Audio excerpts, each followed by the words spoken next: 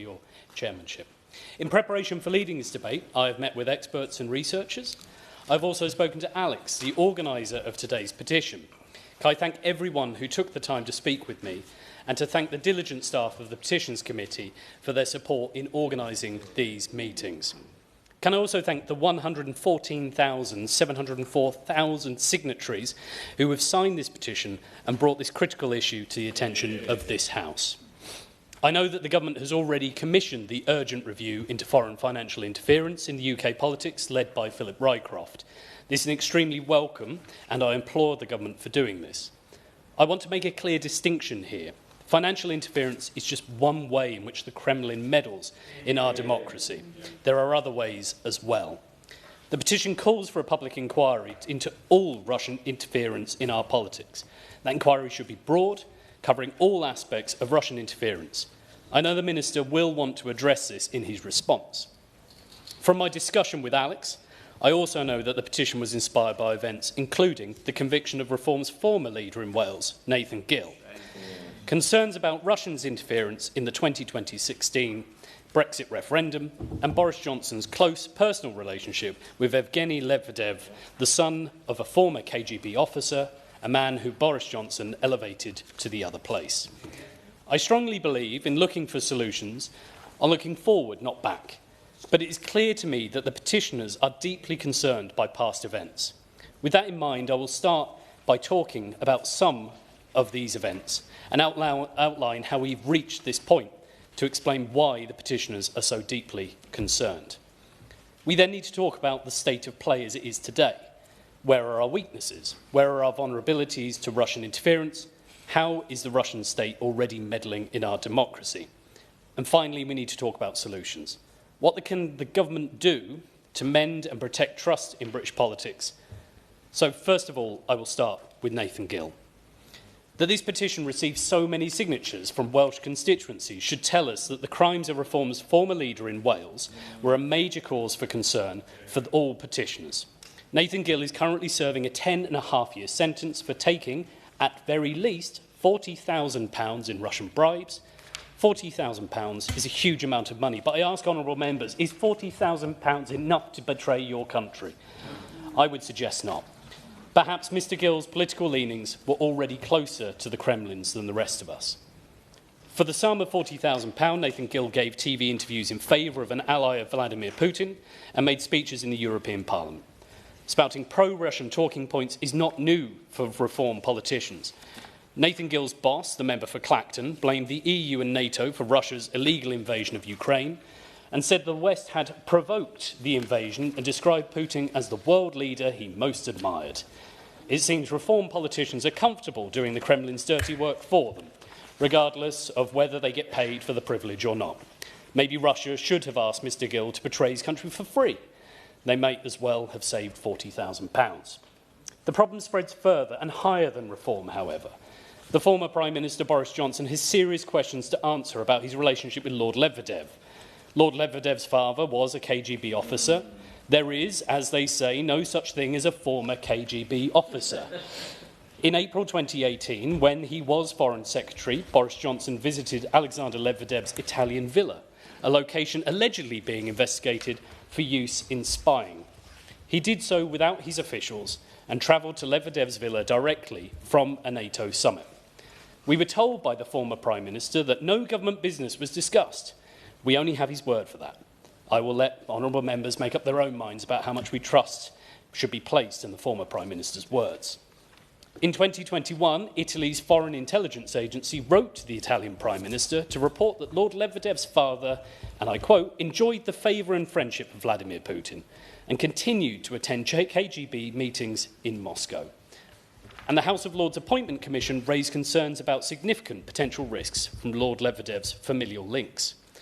But thanks to the former Conservative Prime Minister, this man is now sat in the other place with all the access and credibility that place imparts, not to mention the ability to make decisions about the direction of our country. So where do we stand now? I found my conversations with various experts extremely helpful in answering this question. And the points I'm about to make owe a huge amount to them. My first point is this. Our defence against money as a vector for political persuasion and control are insufficient. The case of Nathan Gill proves this. While we should be pleased and relieved that Mr Gill was caught and punished, the damage was already done. Appropriate systems must be in place to prevent any future occurrence of this treachery. Some of the experts I spoke to mentioned concerns that Russian money is used to fund think tank reports in Britain. Can I ask the Minister what the government will do and if they will consider mandating that all UK-based think tanks declare their funding? Critically, cryptocurrencies pose a new threat to our democracy. If we don't have the tools to tackle and prevent old-fashioned cash-in-hand corruption, what can we do to tackle bribery and corruption founded on cryptocurrencies? Can I ask the Minister, are the Home Office taking steps to develop digital tools to tackle cryptocurrency bribery and corruption? I appreciate the Rycroft Review will be making an assessment on financial interference specifically, but I would be grateful if the Minister could tell this House what efforts the Home Office is already taking to clamp down on malign influence of Russian money in our democracy. Secondly, we must discuss an issue outside the remit of the ongoing Rycroft Review. The experts I spoke to were explicitly clear. Britain is on the front line of an information war. Thanks to the University of Cardiff Security, Crime and Intelligence Innovations Institute, we know that Russia employs at least 500 political technologists. These are people who plan Russia's informational, political, economic, cultural and legal subversion of their enemies. One of these political technologists was in London on the day of the 2016 Brexit referendum, on the day that we made one of the biggest decisions ever as a nation. This Russian political technologist was in our capital city, taking photos of polling stations, sharing them on social media with their followers in Russia. This man has personally met with senior UK political figures and wrote a report which personally thanks someone who worked on CCHQ's election campaigns and alongside 2 former Prime Ministers. This man is now using the skills he acquired in Britain to deliver a master's degree in Moscow designed to train specialists in information warfare. Clearly, Russia sees this as a war, even if we don't. Their strategy is one of division, to create distrust, to convince Brits that we are all the same. Disinformation relies and deepens political polarisation in our country, creating uncertainty, distrust of truth, and a rush to political extremes.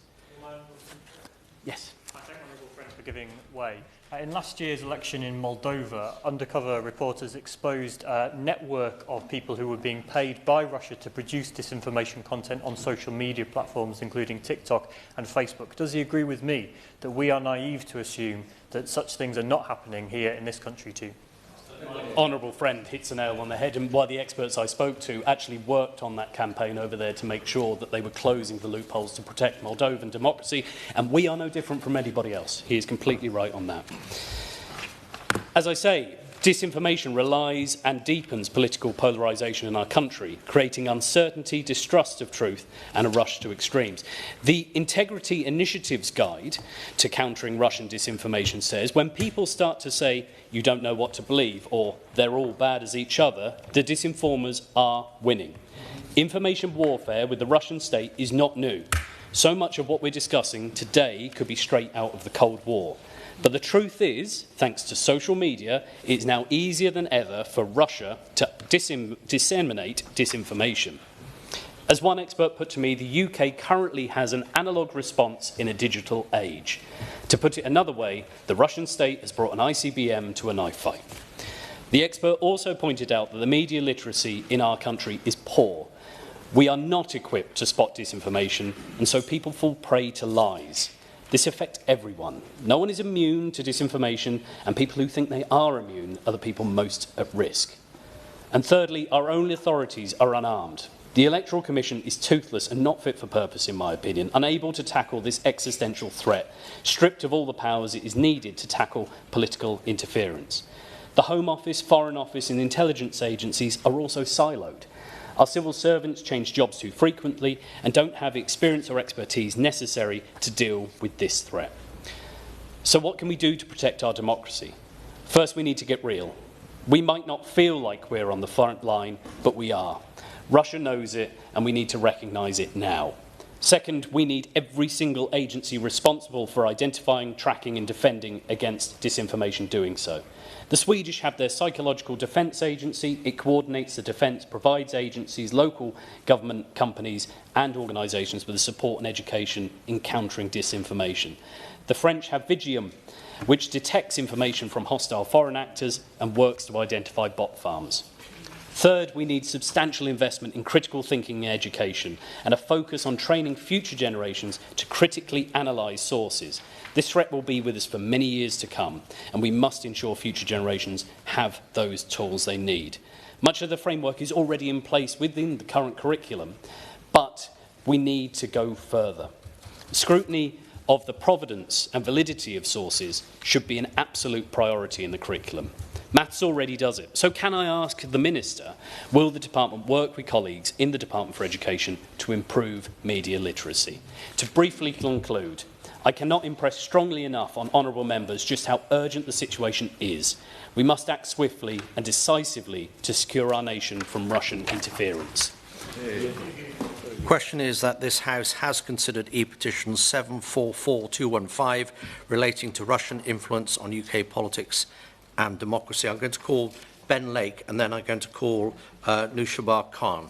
Thank you. Ben Lake. Thank you very much, Thank you to serve under your leadership. And may I begin by congratulating the honourable member for so eloquently detailing the importance and urgency of this matter and the discussions that we're having today, and in doing so also congratulate the petitioners for organising such an important petition. I stand as the Member of Parliament for Ceredigion and Preseli, which at least half an hour ago was the constituency that has secured the highest number of signatories to this important petition. And as the honourable member opening the debate outlined, Wales also is one of the areas that has secured the highest concentration of signatories across the entirety of the UK. It will come as no surprise to anybody who just listened to the excellent speech of the honourable member opposite that the reason, I think, for this interest in Wales, this level of concern in Wales, is the antics and the treachery of the former leader of Reform UK in Wales, Mr Nathan Gill, who, as has already been mentioned, has been jailed for 10.5 years for accepting Russian bribes to the tune of some £40,000, making pro-Russian statements in the European Parliament, on media. The man has, I think, everybody will agree, committed treachery, and for £40,000 we must ask serious questions about his integrity and that of his party, who I notice are absent from today's discussions. Now, I would like to just make two very broad points, Mr Chairman. The first is just to explain why it is so important that we waste no time in implementing measures in response to the findings of the review that the government has rightly called for and initiated. I understand that the review will look to report its findings in March, and I would plead with the Government Minister to ensure that the findings are acted upon as soon as possible, so as to preserve the integrity of our democracy. Sadly, it may not be possible to bring about any legislative changes in time for the elections that we'll have in Wales and in other parts of the UK in May of this year, but nevertheless it is important that we don't waste any time, and so that further elections are not in any way influenced by the scourge of Russian interference. I should also like to ask the Minister that as part of the review's considerations that we must look at some of the egregious loopholes in our current laws that the Russian state was able to exploit by funneling money through to political actors and traitors in the UK to their own ends. And one of the particular devices and mechanisms that I would very much like his reassurances that it's being examined are the creation of Welsh limited partnerships, something that a whole host of investigative journalists have written about in some detail, but something I would very much like to hear the government state that they are looking at it, because these are devices that are created in Moscow, in Russia. They are then used to funnel money into our political discourse to political actors that try to interfere and influence our debates in malign ways, but doing so in a way that is very, very difficult for us to spot, at least not very easy for the Electoral Commission and other authorities to act on effectively. And I'll end my remarks, Mr Chair, by just Perhaps reflecting on why this is so important, the Honourable Member outlined the whole host of ways that the Russian state is now trying to target and destabilise society and democracy in Western countries, but specifically in the UK. And we know, as the Honourable Member opposite in intervening, we shouldn't be naive in thinking that it is not happening here in the UK. I believe in June of last year, the Strategic Defence Review concluded that we are under daily attack. And I think that when we talk about political interference, whether that's Russian, Iranian or Chinese for that matter, we should place it against the broader context of other hybrid warfare tactics. The Honourable Member referenced a number of them. But I do think that we need to consider the fact that whilst they are perhaps flooding our social medias with disinformation generated by armies of bots, or indeed directly trying to bribe some willing fools in our political environment, they are also then paving the way of undermining and corroding trust in political institutions and authorities in such a way that then makes us even more vulnerable to the very direct attacks that they may launch, whether that is the terrible poisonings in Salisbury back in 2018, the arson attack back in 2024, or indeed the almost constant daily threat that these mysterious Russian research ships pose to our critical subsea infrastructure. The point I would make in closing, Mr. Chair, is that by allowing political interference to continue, we risk undermining the public's trust in all of our institutions, indeed undermining trust in the very integrity of our politics. I will. Thank you very much. The Honourable Member making a very good speech. He mentions the Russian ship. That was, amongst other constituencies, off the coast of my constituency, which caused grave local concern. It strikes me that in defending our national democracy, be it Welsh or Scottish or national, that's, the protection should be extended, I believe, to local authorities as well. Because a council like the Highland Council, responsible for this vast coastline, would have something to say and something to do on that particular front. Can I thank my honourable friend for that very important intervention, and I agree wholeheartedly with him. We need to perhaps wake up in this country to the nature of the threat, that it is all-encompassing, it is comprehensive.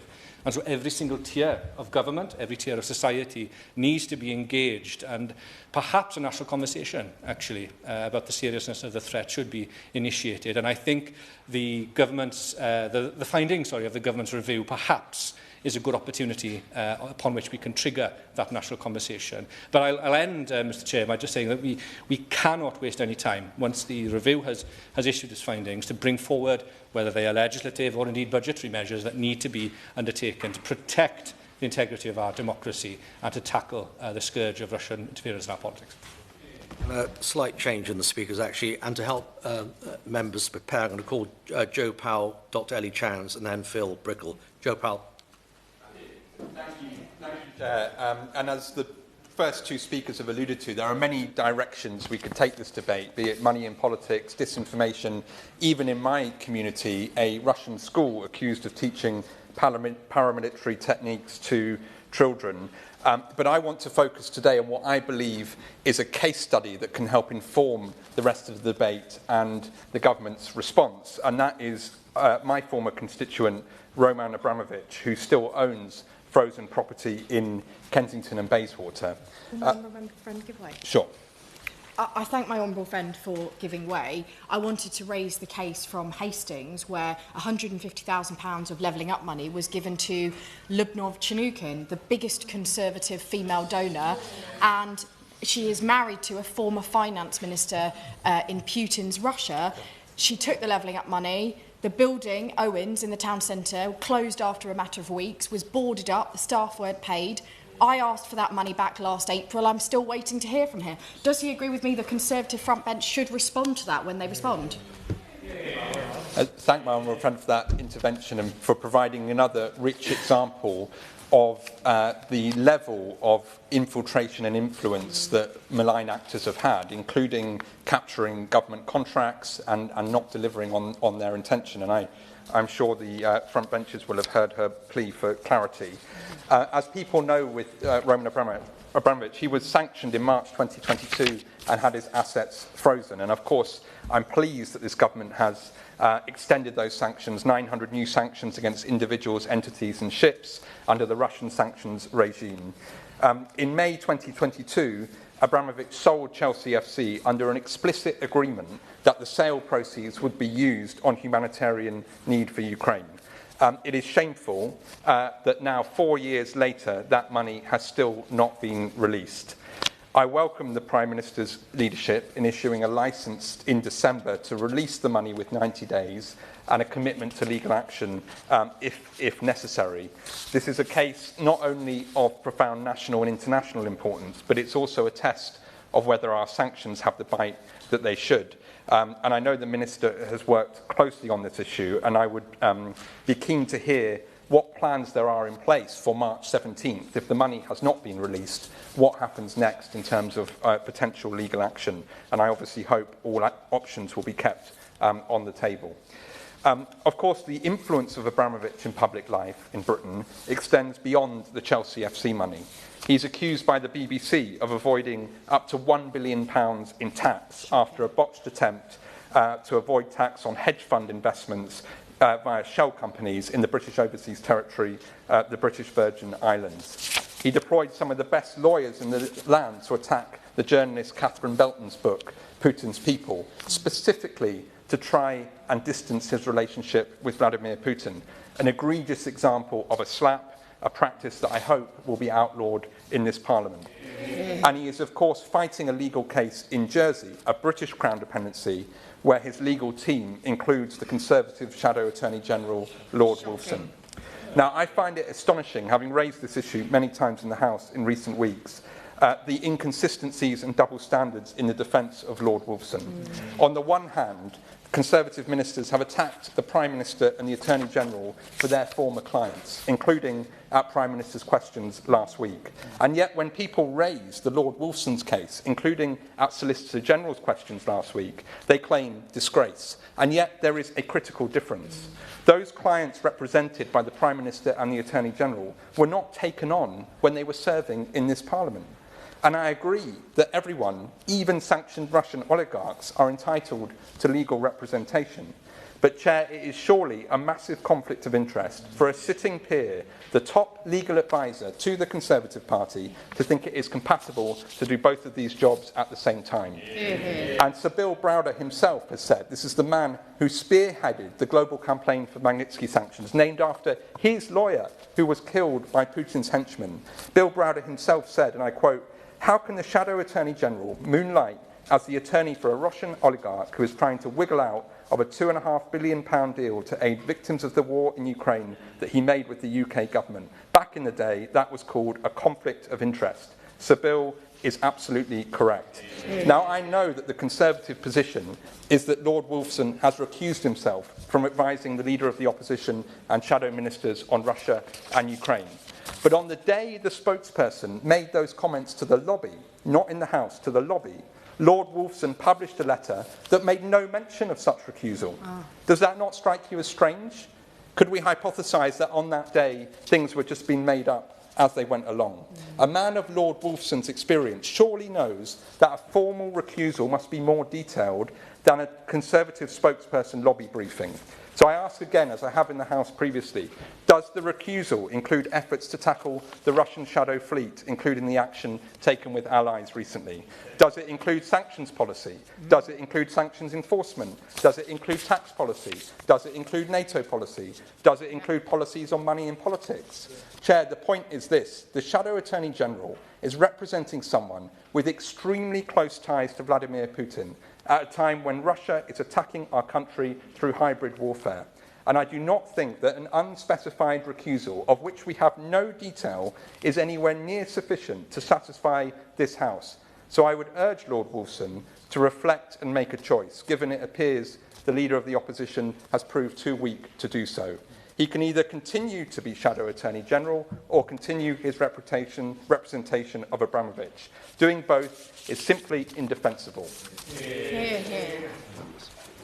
I just wanted to remind colleagues, I'm sure everybody's aware, that if somebody's going to mention another Member of Parliament, they have to be notified in advance. And with respect to the House of Lords and peers, members should refrain from direct criticism. I don't think I've heard that yet, and I've taken advice, but just for colleagues to be aware of that. I'm going to call Dr. Ellie Chowns, Phil Brickell, and then Susan Murray. Dr. Ellie Chowns. Thank you, Mr. Pritchard. It's a pleasure to serve under your chairship, and I have notified another member of this House whom I do intend to name in my speech. I would like to thank the Honourable Member for South Norfolk for introducing this debate so comprehensively and effectively on behalf of the Petitions Committee and indeed the 115,000 plus petitioners whose concern about the influence of Russia over British politics I absolutely share. We urgently need to defend UK democracy from a sustained pattern of attempted foreign interference. In June last year, the government's own strategic defence review called Russia an immediate and pressing threat. It absolutely is, and we see that through, for example, as members have already mentioned, the context of this debate, the conviction of Nathan Gill, Reform's former leader in Wales, sentenced to jail for 10.5 years for accepting Russian bribes for influence in politics. We also see it highlighted by the light of disinfectant that has been provided by the partial release of the Epstein files, which shows a sinister web of crypto and far-right politics in Putin's orbit and the ways in which that extends into UK politics. It is clear that Reform UK is clearly peddling the same agenda in the UK and is seeking to form the next government. This is a clear and present danger to UK politics. We can't overstate the threat to our values, our democracy and our way of life. Now, the Gill conviction, just mentioned, came over 5 years after the 2020 Russia report from the ISC, which called Russian influence in the UK the new normal. Now, the US had the Mueller inquiry into interference in their 2016 elections straight away, an in-depth inquiry. And frankly, it's an unforgivable gap in the British state's response to the Russian threat that still has not happened here regarding the Brexit referendum. The Tories stopped that happening here. Why has the incoming Labour government not made this happen? Mueller found that Russia had sophisticated techniques in setting up legitimate-looking English-language accounts which distributed thousands of pro-Brexit messages in 2016, raising serious questions about Russian internet troll farms. And the ISC found credible evidence of interference in the UK elections. Now, the former Prime Minister Boris Johnson used to dance on the head of a pin over successful and unsuccessful Russian interference. But this needs to be investigated properly and urgently before we have another general election in the UK. The Rycroft review is welcome and important, but we also need a proper, in-depth Mueller-style probe into what happened in 2016 and since. Time is short, the clock is ticking, and our democracy is under constant threat. Now, turning to the Epstein files, Chair, the girls and women affected by the heinous crimes committed by Epstein and his cronies are absolutely at the forefront of my mind and all of our minds as we discuss this topic. Justice for them is paramount in any action that we take and that the UK government must take. The Epstein files make it clear that Gill was not simply one bad apple, but part of something much bigger and darker. A web of pro-crypto, far-right, Russia-linked, anti-democratic forces, an oblique and shady movement which the member for Clacton appears to be deeply embroiled in. An email from Steve Bannon, former head of the Trump campaign and former White House chief of staff, was explicit in telling Epstein, and I quote, "I am now advisor to the National Front, to Salvini's League, the AFD, the Swiss Peoples, Orban, Land and Freedom, and Farage. Next May is the European Parliament elections," he crowed. We can go from 92 seats to 200, shut down any crypto legislation or anything else we want. He was explicit about his project. He was explicit about the member for Clacton's part within that project. We need to recognise this threat. We see far-right parties across Europe all using the same playbook: attack migrants, distract, create fear, benefit from crypto, grab power. It is dangerous and frankly disgusting, and it is part of a plan. The files reveal Epstein messaging Palantir chief Peter Thiel to say of the chaos caused by the referendum, Brexit is just the beginning, which is why the Mueller-style probe is so important. And Palantir itself is now enmeshed in hundreds of millions of pounds of public contracts in the UK, including in the NHS and the Ministry of Defence, facilitated in part by Peter Mandelson and Global Counsel. This is absolutely unacceptable. It is vital that we stand up for democracy, vital that we stand up against the dangerous idea of, oh, they're all the same, and the word politician is inherently bad, the unfair idea that all MPs are on the make. Some clearly are, but the majority, I absolutely believe, are not. And that sort of narrative exactly serves the anti-democratic Bannon, Putin, Farage agenda. But to do that, we must act. I will give way. I thank the Honourable Lady for giving way. War may not be declared as before. Warfare may not be defined by the weapons of old. So we may not, for instance, have Russian bombers over the skies of London. But would she agree with me that every day this country is being forced to fight back against Russian disinformation, Russian spying, Russian sabotage? And if that is what she agrees with, does she not see Russian financial interference in our democracy as a weapon of war? And if it is a weapon of war, is our country, therefore, in a form of warfare with Russia? Thank the honourable member for his intervention. I absolutely agree that Russian money is used in all sorts of manner to undermine our democracy.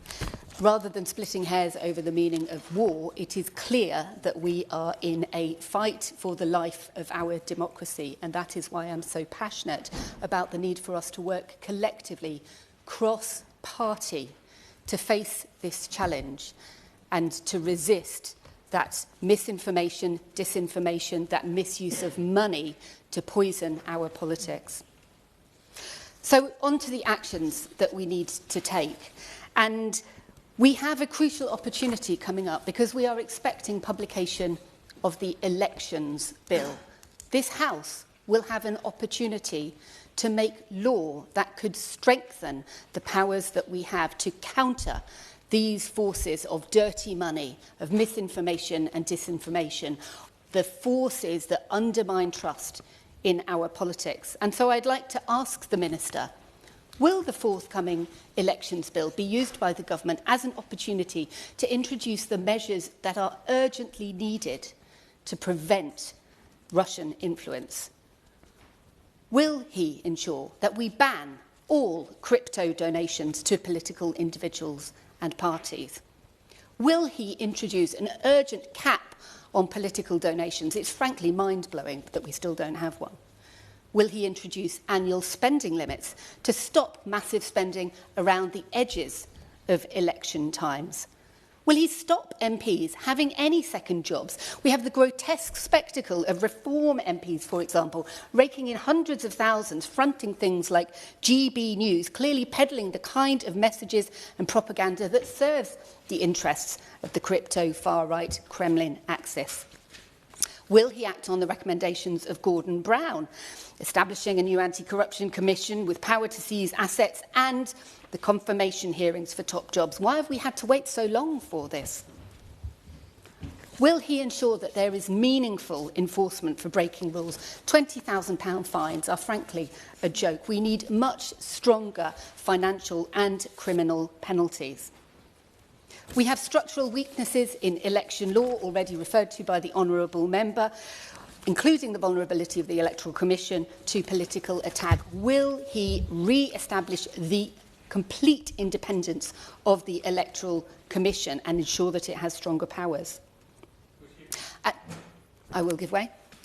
Thank Lady Vigouet. Does she also agree that there's a gap in the information we also need to supply as politicians and those who fund us? Because it cannot be acceptable for any member here or any political leader in the UK to forget they met the Russian ambassador, to forget that they met someone who later turns out to be a Russian spy as a reform leader in Wales, and also seems to have forgotten who paid for his house in Clacton. The honourable member has made an excellent point. I agree entirely. Finally, in respect of the elections bill, I think we need to face the fact that the threats to public trust in our democracy are not only deriving from the influence of Russia, dark money, misinformation and disinformation, but they do also relate to structural weaknesses in the way we do politics in this country. There is an urgent need for electoral reform. We need a system in which every person's vote counts equally. Will the Minister commit to setting up a national commission on electoral reform so that we can ensure we get a genuinely fair voting system in which every voice is heard and which we don't have the spectacle of foreign money from Russia or other influences drowning out the voices of real individual citizens in this country?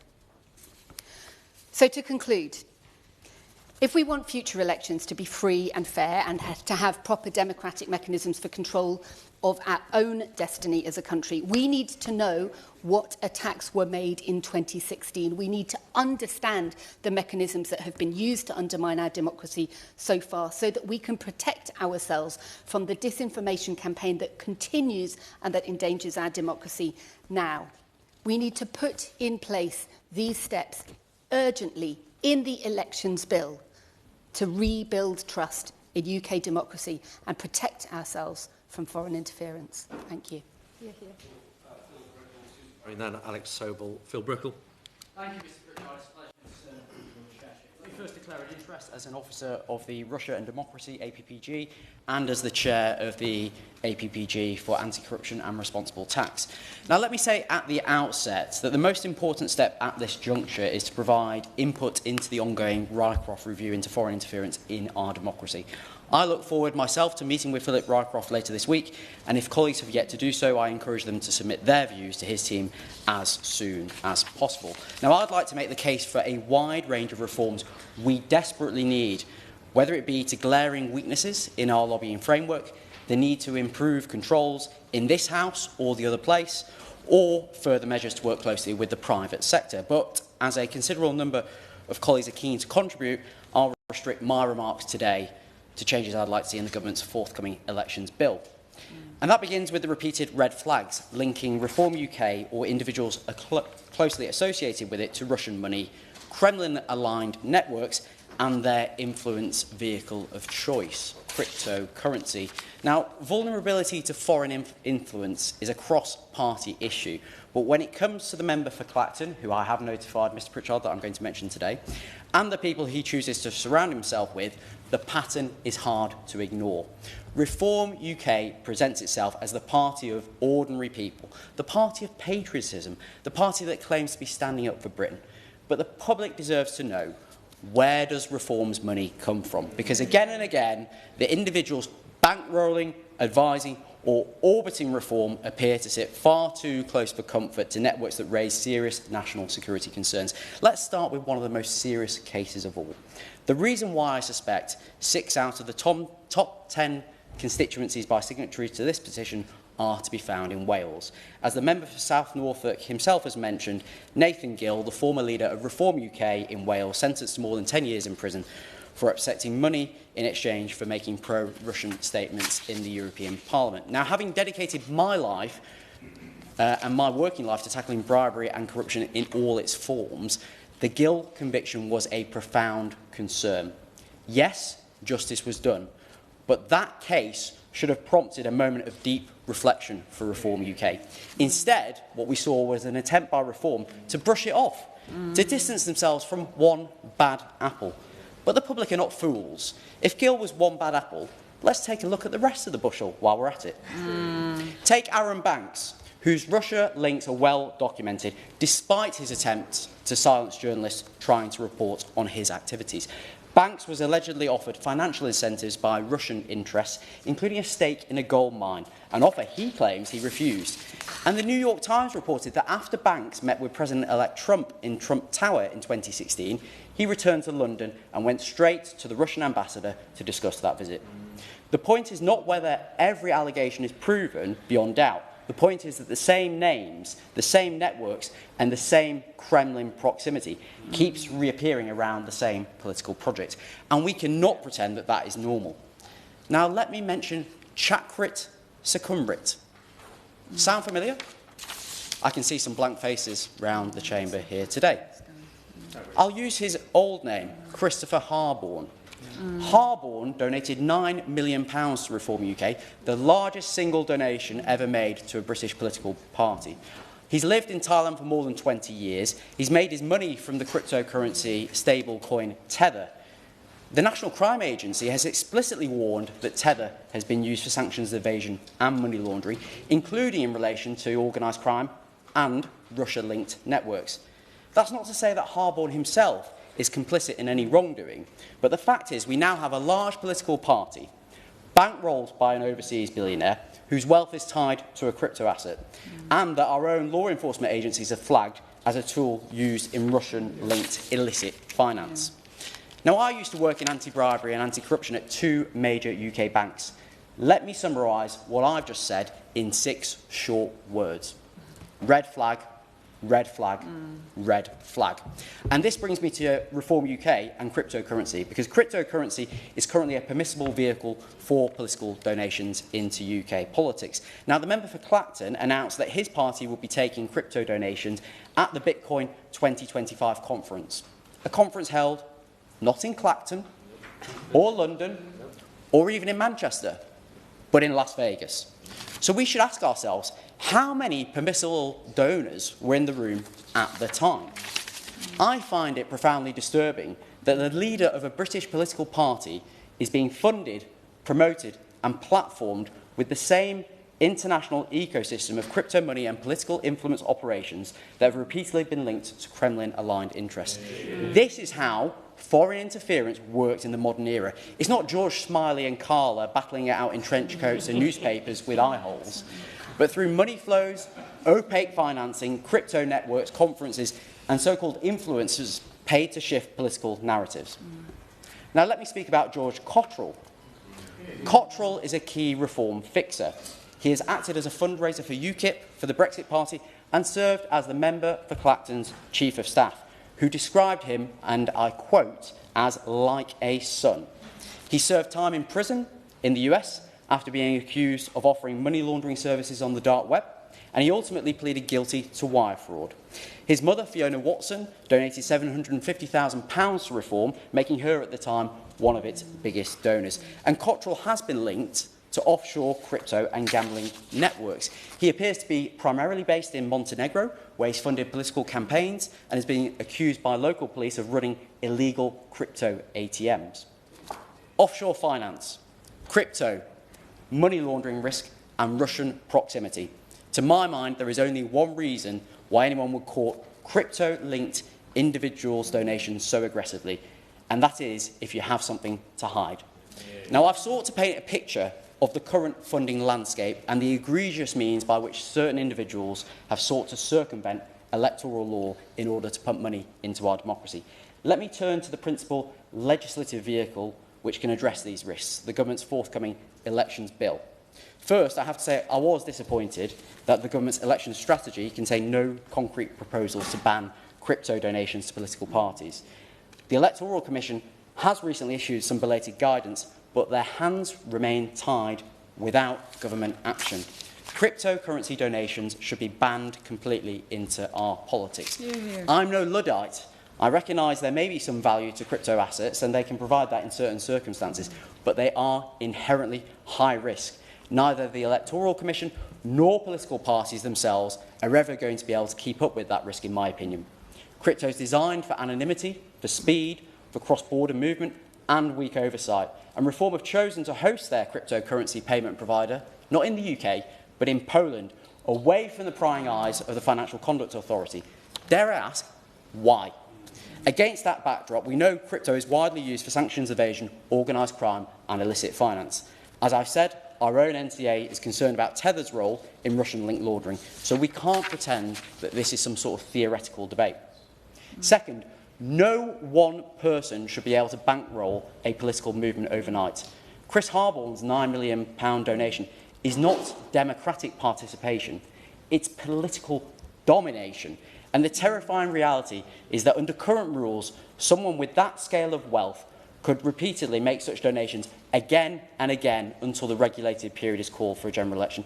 That isn't a level playing field. It's a plutocratic arms race, one set against an outdated concept of long and short campaign periods, long left behind in the modern world of 24/7 campaigning. Finally, we must restore the independence of the Electoral Commission itself. If we want proper enforcement, proper scrutiny of permissibility and real deterrence, then the Electoral Commission must be truly independent. So to finish, Reform may claim to be the party of patriotism, but patriotism is not surrounding yourself with people repeatedly accused of Russian proximity. Patriotism is not building a political machine that thrives in the shadows of opaque money. Patriotism is defending British democracy from foreign interference, whoever it comes from and whichever party benefits. So I urge the government in the forthcoming elections bill deliver 3 reforms that Britain urgently needs to protect our democracy from foreign interference: a cap on political donations, a ban on cryptocurrency and full independence for the Electoral Commission. Susan Murray, then Alex Sobel, then Cameron Thomas. Susan Murray. Thank you very much, Mr. Pritchard. It's a pleasure to serve under your chairship. And thanks to the Honourable Member for his well-informed opening speech, and congratulations to the petitioners for bringing this important issue to the debate today. Russian interference is happening today, and it's a deliberate strategy to weaken our society, undermine trust and turn democratic politics into a marketplace. Russia does not need to win an election to damage a country. It only needs to convince people that nothing is true, that everyone is bought, and that participation is pointless. We know the tools and tactics: disinformation, cyber attacks, intimidation, and crucially, as we've been hearing, money. We've seen the use of money in the clearest possible terms used to buy influence of British politicians. Reform's former leader in Wales, as we've heard, has been jailed for taking bribes to make statements that advanced pro-Russian narratives while he was an MEP. A violation not only of his position, but of the trust of those who elected him. In that context, and with the victims in mind, the latest revelations about Jeffrey Epstein must be taken seriously. Poland has opened an inquiry into possible links between Epstein and Russian intelligence, and newly released files set out the extent of his ties to Kremlin-linked figures. If those links are proven, it would underline a brutal reality. Hostile states do not just target institutions, they exploit compromised individuals and networks that reach right to the top. So I'm calling for 3 clear steps. Firstly, the public deserves a public inquiry into the Mandelson affair, into the vetting failures, the access and any national security implications, so that they can have confidence that the full facts are established and accountability is delivered. The Prime Minister has himself said he was misled, and if the lies of Mandelson lead back to the Kremlin through Epstein, then the public deserves to know. Secondly, we must rebuild tighter cooperation with our European allies on intelligence, sanctions enforcement and counter disinformation. Certainly. Thank you, Member, for giving way. Just last week, the government said that that Russia remains the biggest single threat to UK national security, but also said that they were not going to join the SAFE project. Main reason given that the increasing costs since Brexit. If Russia has interfered in Brexit, is that perhaps not exactly the result that they're looking for? I agree with the Honourable Member. I think we need to investigate the circumstances fully and consider any decisions that have been taken and reconsider any decisions that have been taken if that proves to be necessary. Russian interference is a shared threat, and we're weaker when we act alone. And finally, we must shut the door on the loopholes in election law that let Russian money buy access in British politics. Nathan Gill took bribes to push pro-Russian lines, proof that cash for influence is real. On top of that, the Conservatives have taken millions from donors with ties to Russia. Lubov Chernukin alone donated over £2 million. We need transparent donations in British politics. If the money can't be traced or appears to be buying influence, it has no place in our political system. Mr. Chairman, given the seriousness of the current situation, I would strongly urge the Government to consider these proposals and make every effort to cut out the cancer that is Russian interference in our politics. Thank you. Ms Dodds, Alex Sobel. Thank you, Mr. Pritchard. And I'd like to thank the Honourable Member for South North for his excellent opening speech.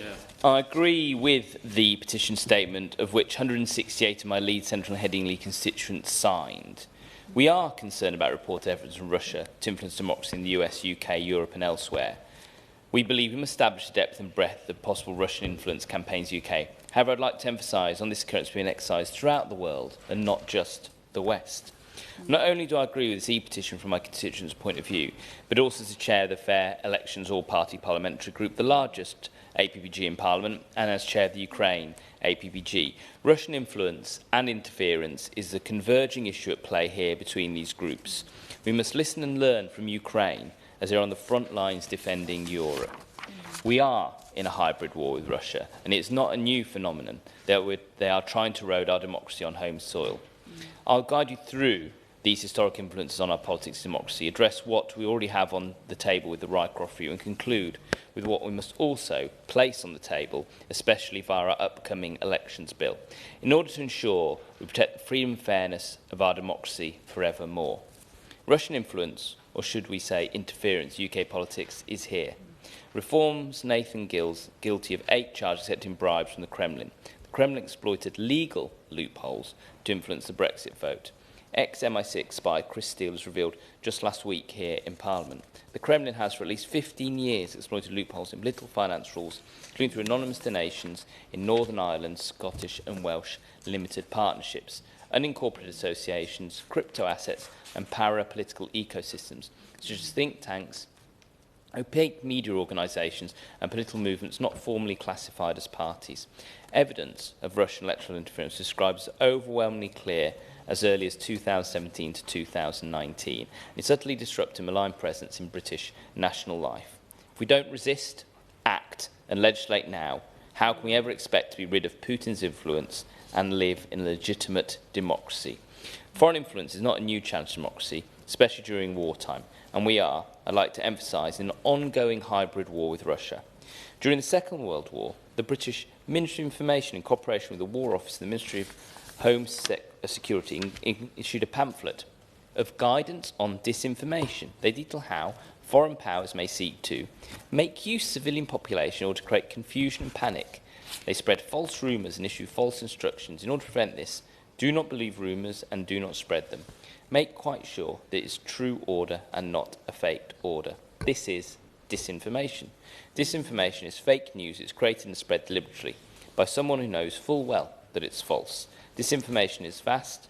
It's a technique like dark money and manipulation, as old as nefarious actors themselves. The distinct difference in this guidance, published in the 1940s and today, is the digital realm we're operating in is evolving minute by minute. Our regulation must evolve alongside it. The Rycroft Review, the independent review launched in response to the shocking case of Reform's Welsh leader Nathan Gill, is a good first step. And I wish to give this review the opportunity to uncover and make substantial recommendations going forward.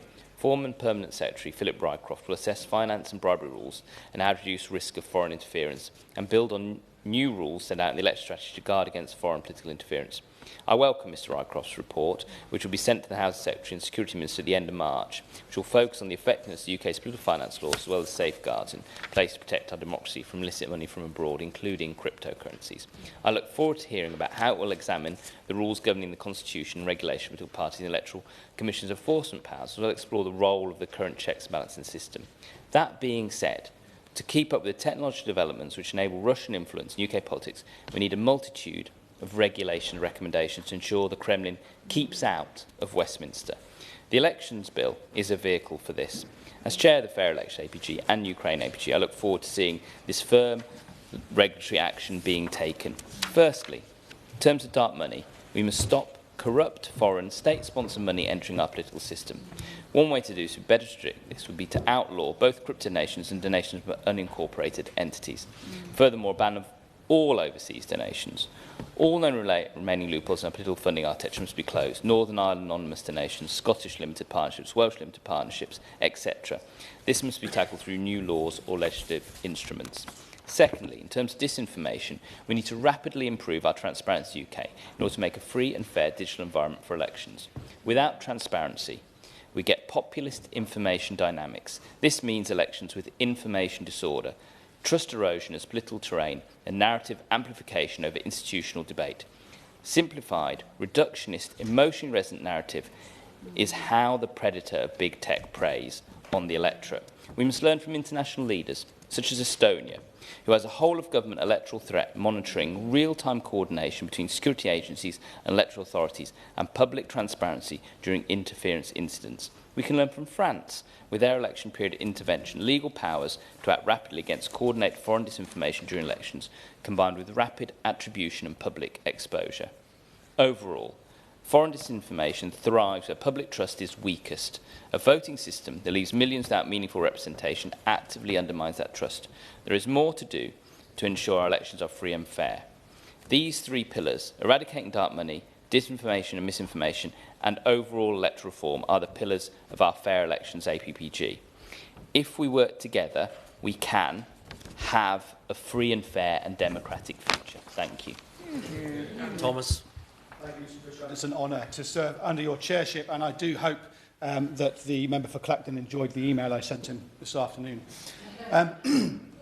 Karl von Clausewitz described war as a continuation of politics by other means. In the Kremlin, the reverse is true, where every lever of statehood is a machine of war. Vladimir Putin has been prosecuting that war against the United Kingdom and our allies for 26 years, whether or not we understand that. NATO and the European Union are two major barriers to Putin's ambition for expansion, and the UK is a crucial partner to both. In November 2025, Nathan Gill, Reform UK's erstwhile leader in Wales, was convicted of taking Russian bribes in return for favourable statements in the European Parliament. The member for Clacton and leader of Reform UK described his once close associate as a bad apple, but I suspect that the real rot is at the heart of the orchard. The member for Clacton also made pro-Kremlin statements as a member of the European Parliament, most notably in 2014, the year that Russia first invaded Ukraine, when he spoke of Europe poking the Russian bear with a stick. The previous year, he had met with Russian Ambassador Alexander Yakovenko at the Russian embassy in London. He later denied that that meeting took place, but a photograph of the pair betrays the falsehood. Aaron Banks met with Yakovenko on at least 4 occasions between 2015 and 2016, a period within which he donated at least £8 million to a campaign to leave the European Union. He has subsequently given conflicting accounts as to the origin of that donation. Banks is known to have explored the possibility of raising foreign donations through an email copied to Steve Bannon in 2015. And in 2025, Reform UK received a donation of £9 million from co-owner of cryptocurrency Tether, Christopher Harborne. Tether is understood by the National Crime Agency to be used by the Kremlin to launder its money, evading international sanctions and keeping its war machine running. On that point, I'd be delighted. I thank my honourable and gallant friend for giving way, and he's right to highlight the threat from hostile states such as Russia, and most importantly from individuals with Russian links. And that is exactly why I introduced a private members' bill last year to cap political donations and close the loopholes that allow foreign-linked, dark and dirty money to flow into our politics. Does he agree that wealthy individuals with opaque international links can exert damaging influence to our democracy, particularly when our political finances rules still allow very large donations, including crypto donations, with limited scrutiny? I thank you for that contribution, and I absolutely do agree with her. I look forward to the Rycroft review, hopefully making some recommendations along those very lines. The case of Bradshaw and others versus the United Kingdom at the European Court of Human Rights judged in 2025 that the UK's decision to leave the European Union was subject to Russian interference. But neither MI5 nor MI6 have ever properly explained their dereliction of duty to inform Parliament of this activity. Last year, I asked the Security Minister to release the full, unredacted Russia report, which Prime Minister Boris Johnson suppressed in 2019, against the advice of those security services. The Minister declined, but did not elaborate on his reasoning. I recalled this interaction last week after Peter Mandelson and Jeffrey Epstein were linked to Putin's friend, oligarch Oleg Deripaska. Mandelson was also a non-executive director at Russian company Sistema. Last week, the leader of the Liberal Democrats called for a full inquiry into Mandelson's links to Russia. It is the same inquiry as being asked by these petitioners. Ours is an era in which war rages in Europe. The great partnerships of NATO and the European Union have been ruptured, and in which Russian hybrid warfare has targeted every aspect of UK statehood, from the Ministry of Defence to the NHS and to the BBC.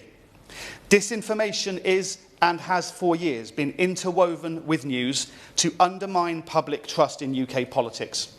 Disinformation which now feeds artificial intelligence algorithms, distorting the truth as will be informed tomorrow. I have scratched the surface, but there is simply too little time in any number of backbench debates to lay out the case for this inquiry. This issue transcends political allegiance. The breadth and depth of Russian influence is so vast and so dangerous to our democracy that no single political party has either the credibility or the capacity to fully investigate. Only a judge-led statutory public inquiry will suffice. The government has the responsibility to deliver. The future of our democracy requires that they do so. Thank you very much, Mr Pritchard, and it's a real pleasure to be speaking in this debate with you in the chair. I'm also very grateful, of course, to my honourable friend for South Norfolk for so ably setting out the cause of the petitioners, and above all, I'm grateful to them because they brought to this House such a critically important issue, in fact potentially the most important issue, which is how we can protect our precious but disturbingly quite fragile, I believe, democracy. I agree with all the comments that have been made in this debate so far about the Rycroft review and about the elections bill.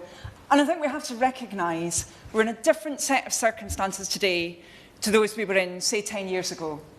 Back then, I genuinely believe that for most political parties, the fear or the shame of being found to have broken the rules was incredibly important, and it was just as much a motivator for compliance as the letter of those rules themselves.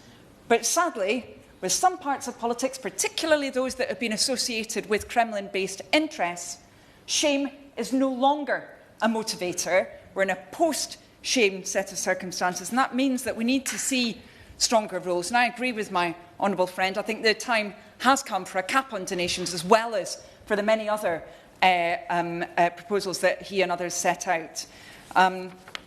I also believe it's essential that the government does carry out the promises it's made in its very welcome strategy related to the elections bill on the integrity of digital communications. And I do agree with the Security Minister, who's been doing so much on these issues, that there's little evidence that Russian bots influenced the outcome of the last general election. But he, I know, will be very well aware that there is evidence, for example from Global Witness, that the prevalence, reach and AI-enabled effectiveness of bots is growing pretty much every day. As Global Witness showed, even back in 2024, posts from bot-like accounts spreading disinformation and hatred were viewed more than 150 million times in the run-up to the election. We can't have a system for election regulation that is very similar to what my honourable friend for Leeds Central described, based still just on leaflets, just on what is within newspapers. Now campaigning and attempts at influence take place online, and our electoral legislation needs to catch up with that, and I really hope that the bill will ensure that that happens. Now, the case of Moldova was mentioned earlier. I had the privilege of visiting that country last year with the IPU. I spoke with many election officials, with politicians, including the President, Maya Sandu, and I agree that we see the same playbook being used, of course to greater intensities in a country that is right on the front line of the war in Ukraine, but we see the same playbook being used time and again. We need to shift out of what's often called the normalcy bias of thinking that this exercise of influence is something unusual into a far more vigilant state. I believe part of that must indeed include, as the member for Ceredigion Preseli said, a national conversation. The public need to understand far more about the extent of the threat from Russian influence campaigns.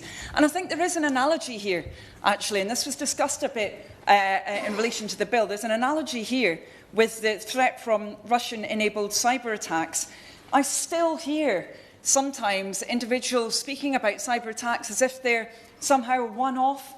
But we know now, and this was discussed, of course, when it came to the Cyber Security and Resilience Bill, we know now that cyber attacks are costing our economy about 0.5% of GDP, that what happened at JLR saw a reduction in our GDP from projected GDP from just one single cyber attack. To put that in context, my understanding is in 2024, all of agriculture contributed 0.56% of our GDP. This is a huge threat to us, and we need to improve public awareness, as I said, on cyber attacks, but also when it comes to the exercise of influence too. Now, I believe that needs to take place in key institutions as well as more broadly. And I was really pleased to see that the Security Minister was meeting with universities as well as MI5 and others. I think that was really positive to help them identify the threat of foreign interference. I do realise much of that work, of course, was connected to Chinese interference, given what happened with Sheffield Hallam University. But it is clear that a variety of authoritarian states and individuals are increasingly seeking to intimidate academics and researchers. I think the centralised route that will be open to report attempts at academic interference is welcome, but I'd strongly urge the government to look at other measures, like ensuring that universities are prepared for vexatious multiple FOI requests, for example, as these have been weaponised against those researching the spread of online disinformation and hate, in some cases with links to authoritarian regimes, including Russia. We also need to be far more vocal about the extent of Russian-linked sabotage in our country. Many people here, I'm sure, will be aware of the horrific burning of the warehouse that took place in Leighton in East London. Fewer people perhaps aware of the credible links to Russia when a package went on fire in a DHL warehouse near Birmingham. And we see the methods that are used by Russian-based operatives here in our country as they're very, very similar to what is operating across a number of other nations as well. Yes, happy to give way. Mr. I thank the honourable member for giving way. She's making an excellent speech. She might be interested to know, or perhaps she knows, that only yesterday Sven Sakov, the ambassador from Estonia, spoke in Aberdeen. And he said, look, we're a border country with Russia. You may think it's a bit like the Moldova point. the honourable member made, you may think you're far away, but no, he said it's happening right in your doorsteps. And you have important undersea cables going from Banff to Orkney and Shetland to the Faroe Islands. So can I say, via the honourable member, perhaps suggest to the Minister that we have to up our Royal Navy presence in these areas, perhaps using warships, perhaps using undersea drones. But if we sit in our hands and do nothing, we could be putting off the evil day. I'm very grateful to the honourable member for the important point that he's made, and my understanding is that the government is very much alive to that threat to undersea cables, and that they've been seeking to work with industry and more broadly with other countries that have experienced this to try and make sure that we are properly protected. I'm sure that the Minister can elaborate on that. I would say, however, that I strongly agree with the point he made about us seeing similar patterns with other forms of sabotage too. So I thought it was concerning but fascinating that in Germany, in the run-up to their last election, there was a campaign of sabotage directed at internal combustion engine cars. Very large number of these, dozens of them were sabotaged.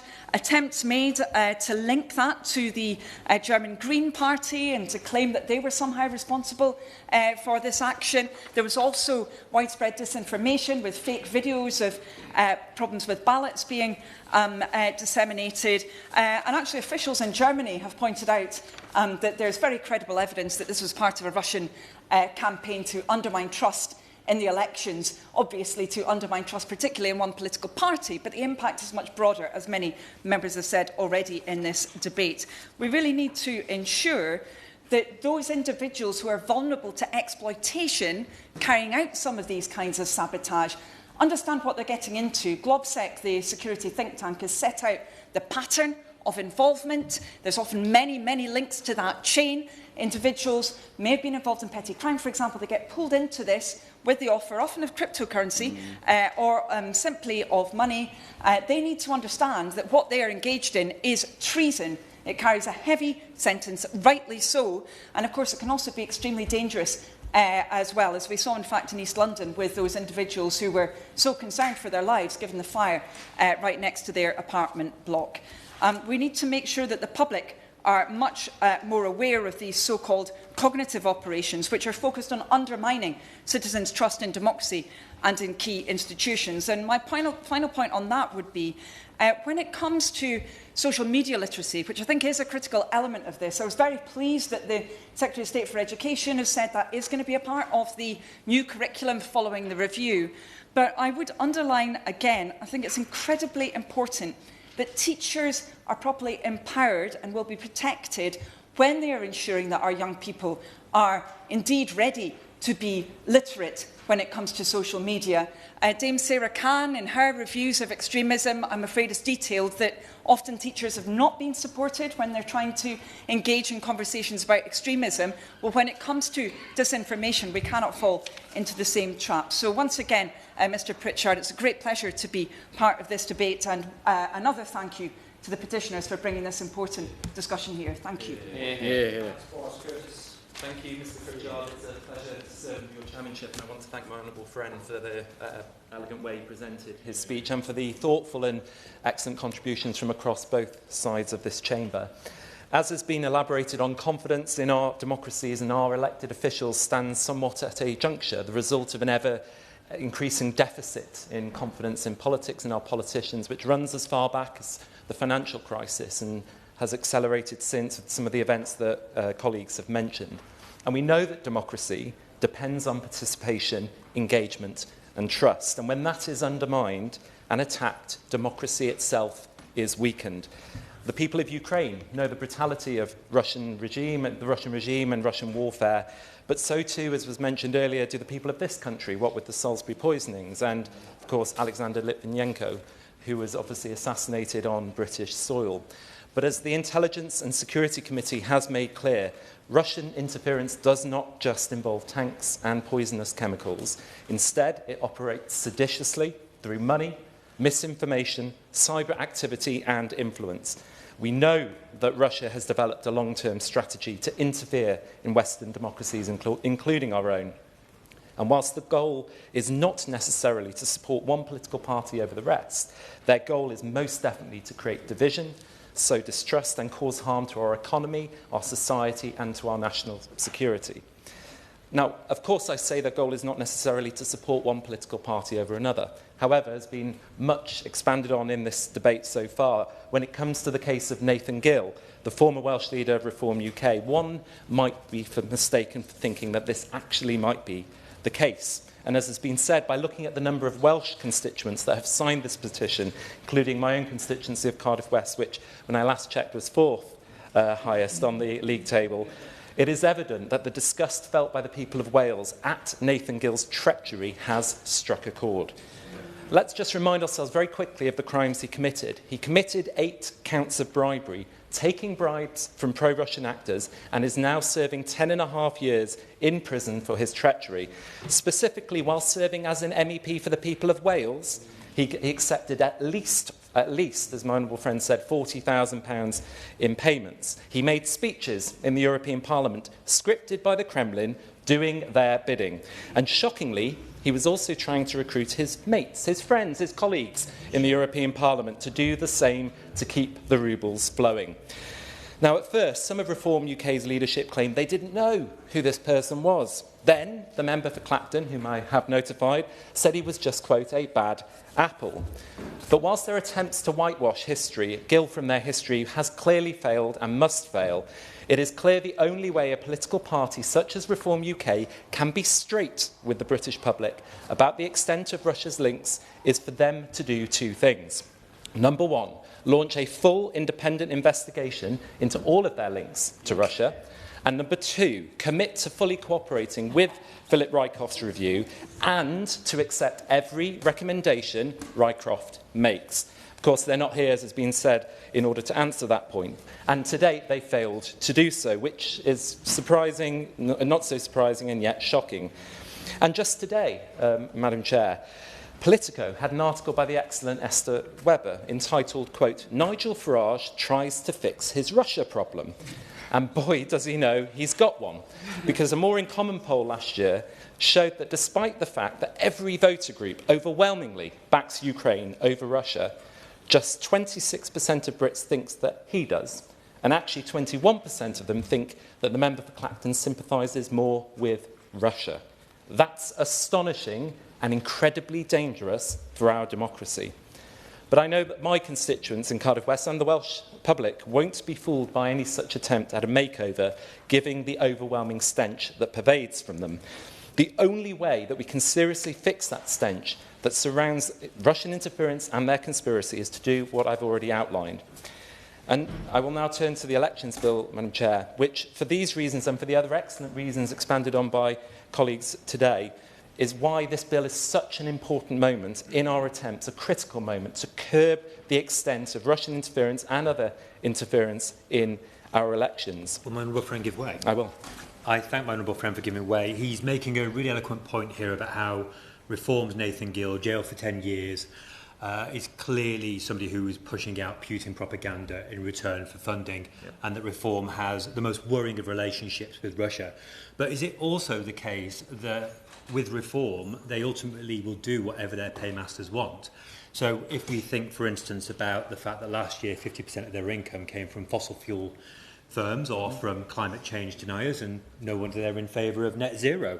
Similarly, that they are fans of crypto chiefs because they are embracing crypto donations, and as a consequence, their policy shows that they will be in support of cryptocurrency. Whereas Reform says that they are on the side of ordinary people. They vote against the Renters' Rights Act, they vote against the Employment Rights Act, historic acts that shift power back to people. In fact, is it not the case that Reform are just siding with vested interests? I think my honourable friend makes an excellent point, and of course he makes the point about the donations that we know about. When it comes to cryptocurrency, we don't know who the paymasters behind those payments are, but he makes an excellent point and I agree with him fully. Some of what the government has announced in relation to the elections bill already in order to toughen, and the strategy beforehand, in order to toughen up the rules relating to political finance are welcome. However, for the reasons that have been mentioned, we must go further, and I would urge them to go further to ensure this opportunity to safeguard our democracy isn't missed. As was mentioned by my honourable friend, the Kremlin has for at least 15 years exploited loopholes in political financing rules, and that must be stopped. Additionally, the Electoral Commission's independence, enforcement powers and resources must be strengthened as a matter of urgency. We should ban crypto donations, all crypto donations to political parties and individuals. To my mind, there is no legitimate rationale for donating via such means unless the ultimate donor wishes to disguise their true identity. This ban should be brought into effect urgently and capture donations by any means, whether through as a principal or through intermediaries. Improved cooperation between our Electoral Commission, intelligence services, law enforcement and electoral authorities must be a priority.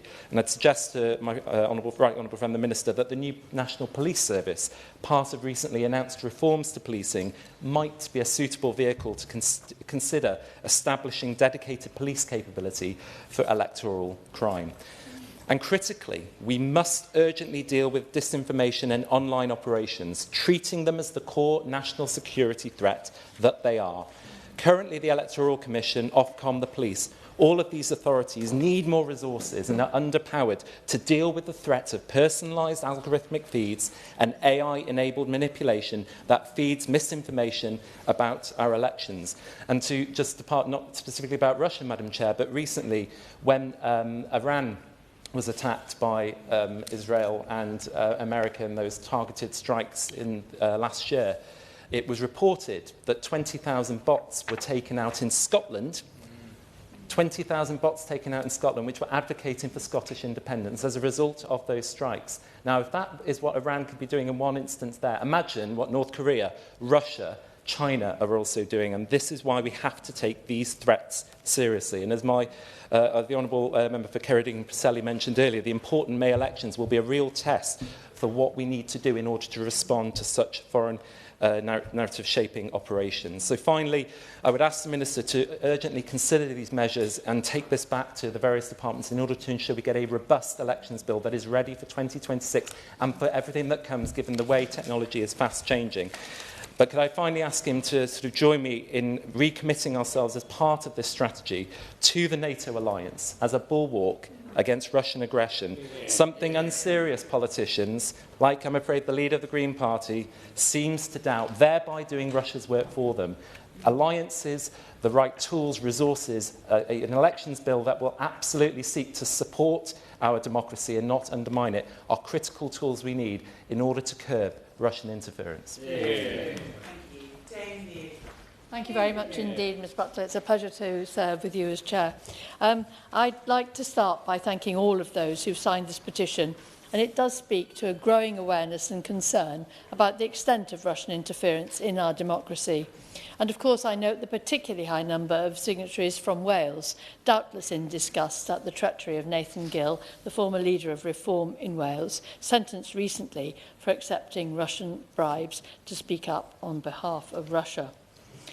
Our friends in Eastern Europe have long been aware of the way that the Russians will use a whole range of tactics to achieve their aims. We saw before the 2014 invasion of Crimea the use of hybrid tactics by the Russian Federation in Ukraine to influence not only the different sections of the Ukrainian population and the Russian population back home, but also Western opinion. And we should be under no illusion about the Russian interest in influencing opinion in Western democracies and interfering with our very democracy itself. Now, I'm not going to repeat the excellent points made by my honourable friend from South Norfolk and other colleagues on finance and on named individuals, but I'm going to focus specifically on internet warfare. There's nothing new about propaganda or information warfare, but technological advances and our increasing reliance on technology make it much easier, quicker and cheaper to customise messages ever more precisely with ever more powerful algorithms for target audiences thousands of miles away. We've become familiar with marketing databases and the eerily accurate profiles of ourselves that they generate. but the recent acceleration in shifting from cash to card or phone for all manner of transactions, constantly increasing exposure on social media and ever greater connectivity to the internet mean ever more information about us can be harvested and used to target messages. No longer are we merely subject to a billboard slogan seen 4 times a day, nor the same TV advert viewed a dozen times, but every spare moment as we idly thumb our phones, we are ready targets to be bombarded with internet messages. Moreover, this bombardment masquerades as our free choice as we scroll and click, often oblivious to the subliminal messages that target us. Worryingly, there have been estimates by security experts that more than 10% of content across social media websites and 62% of all web traffic is generated by bots. And as our former colleague Ian Lucas, a former member for Wrexham, says in his book Digital Gangsters, detailing some of the work carried out by the DCMS committee, far from protecting people's data, big companies like Facebook have long been sharing users and users' friends' data, and who knows where that ends up. And even when there's a clear international public consensus condemning the openly abhorrent material posted on the internet by extremists, we've seen how difficult and resource-intensive it is even to remove it from the big-name social media platforms, with little hope of preventing those who are determined to access it from finding it. We've been shocked to see what a powerful tool it's been in recruiting even well-educated, seemingly well-integrated young people in Western countries to go and fight with Daesh abroad. Our counter-messaging skills clearly remain inadequate. So the potential for such computational propaganda to be used by state and non-state actors, both overtly and covertly, is enormous, and Russia has no qualms about using it. It can be used to stir up social unrest, racial hatred, and erode the will of the population to defend itself.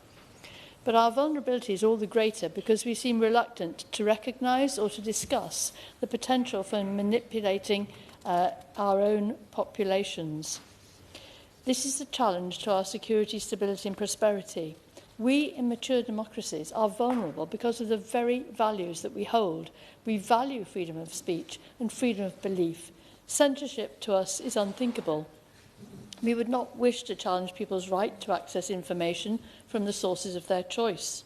Furthermore, we actually pride ourselves in giving all sides a fair hearing, even in dealing with extremist views, which all mainstream political parties would abhor. We agonise about whether a no-platform stance plays into the martyred narrative that the establishment will not give them a fair hearing. And even if you can achieve balance in a good TV discussion, there's no such balance in social media where powerful algorithms are at work. The very nature of this form of hybrid warfare is that it's difficult to attribute responsibility with certainty. State and non-state actors may choose to claim responsibility or to create deliberate ambiguity or to use technology to conceal their involvement completely, creating the impression of spontaneous, indigenous action. Furthermore, targeting and manipulating public opinion, even if systematic and attributable, cannot be prosecuted under international humanitarian law, which focuses on physical harm. Now, in some countries, such as Estonia, there are initiatives to build up resilience, such as through educating school students to recognise and deal with internet brainwashing techniques. But all too often, including in the UK, consideration of cybersecurity is very much focused on infrastructure attack and personal exposure to fraud or sexual grooming, with limited discussion of mass psychological attack. Now, before I finish, I would just like to make specific mention of the way that Russian interference weaponises LGBT+ issues. This is not by accident, but it is a way of dividing societies and weakening our democracy. Research by the Kaleidoscope Trust and its international partners, alongside the UK government, has shown that Russia systematically promotes anti-gender and anti-LGBT+ narratives, which are used to polarise electorates and mobilise nationalist and populist movements. Furthermore, it may discredit liberally aligned politicians or undermine trust in institutions such as NATO, the EU and the UN. Protecting LGBT+ rights is not just a human rights issue, it's now becoming a national security priority. Attacks on LGBT+ communities and other minorities can often signal the beginning of the growth of authoritarianism and further erosion of democratic rights. We must remember that Russia does not just interfere directly in the UK, but can indirectly affect UK interests by interfering in countries currently friendly to us, such as Commonwealth countries. And of course, we've seen the battles in elections in countries close to the EU or NATO that other members have mentioned today. In terms of tactics, the Kaleidoscope Trust's recent report, Legal Battlegrounds report, has detailed disinformation and manipulation of the narrative, networks which amplify their messages, such as influencers, proxy organisations and religious organisations, and political and electoral disruption. Recognition of the problem of Russian interference is only the first step. What is far more challenging is what our strategy is for managing and combating the impact of internet warfare and how we build up our defences against it. But we absolutely must take Russian interference in our politics and democracy as seriously as any physical threat and develop strategies to deal with it. So I very much welcome the government's activities to date, and I appreciate that for security reasons the Minister may not be able to detail the full account of everything that's being done. But I would ask the Minister to make tackling Russian interference an absolute priority, both through the upcoming elections bill and much further across action across the whole of government. Yeah. Thank you. Opposition spokesperson, Lib Dem. Thank you, Ms Butler. It's a pleasure to serve under your chairship, and I'd like to thank the honourable member for South Norfolk for setting out the issue so clearly. Protecting democracy must be a national security priority for all of us in this place. Many have recognised this across the country by signing this petition, including 208 from my own Thornbury and Yate constituency. Over recent years, these concerned citizens have watched Russian interference in democracies across the world, in the United States, across Europe, and here in the United Kingdom. Now they are demanding answers. The petition calls for an inquiry into the depth and breadth of possible Russian influence in our country. Although the government launched an independent review of foreign financial interference led by Philip Rycroft in December last year, this is not enough. I welcome any scrutiny of foreign interference, but this review falls short of the transparency and information that the public deserves. We need a thorough and independent inquiry to understand fully the extent of foreign interference in the UK's political system. Parliament's Joint Committee on the National Security Strategy has previously warned that the UK has faced a sustained pattern of attempted interference from China, Russia, Iran and North Korea. This assessment was reinforced by the government's 2025 Strategic Defence Review, which concluded that the UK is subject to daily hostile activity, ranging from espionage and cyber attacks to manipulation of information. The review called Russia an immediate and pressing threat. Despite this recognition of Russian influence in the UK, successive governments have failed to act decisively to protect our democratic process. The threats are real and documented. Russian money has flowed into UK politics, foreign oligarchs have bought property and influence, Chinese surveillance operations target our institutions.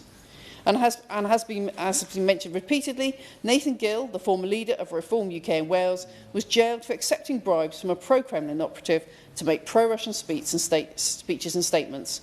This is utterly shocking. That is why my Liberal Democrat colleagues and I are calling on the Intelligence and Security Committee to launch a new probe to investigate Russian interference in British politics following Gill's conviction. The investigation should look into potential ties between other members of Reform UK and Russia, a recurring concern in this debate.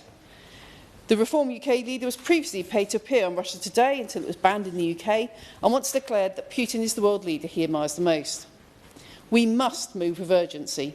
The inquiry should be completed and laid before Parliament before the next general election, avoiding a repeat of the last Russia report, which the Conservative Party shamefully suppressed until after the country went to the polls. Voters deserve to know about threats to our democracy before they cast their ballot, not after. This is not about one bad apple. This is about systematic failures in how we protect our democracy and successive administrations that have failed to address fundamental weaknesses. We will, we hope, soon have an opportunity to tackle these weaknesses through an elections bill. The Liberal Democrats believe this bill must include a comprehensive ban on cryptocurrency donations to political parties, building on the policy paper the government published last year, which proposed tighter rules on political donations. Crypto creates the perfect vehicle for hostile states and foreign oligarchs to funnel money into British politics while evading scrutiny. Transparency International UK has warned that the anonymity that can come with these donations provides a backdoor for foreign interference. Analysis from Spotlight on Corruption shows that only 3 parties have indicated they will accept cryptocurrency donations: Reform UK, the Homeland Party and the Other Party. Reform UK even has a dedicated page for cryptocurrency donations. The Elections Bill must cap political donations to stop foreign oligarchs from interfering.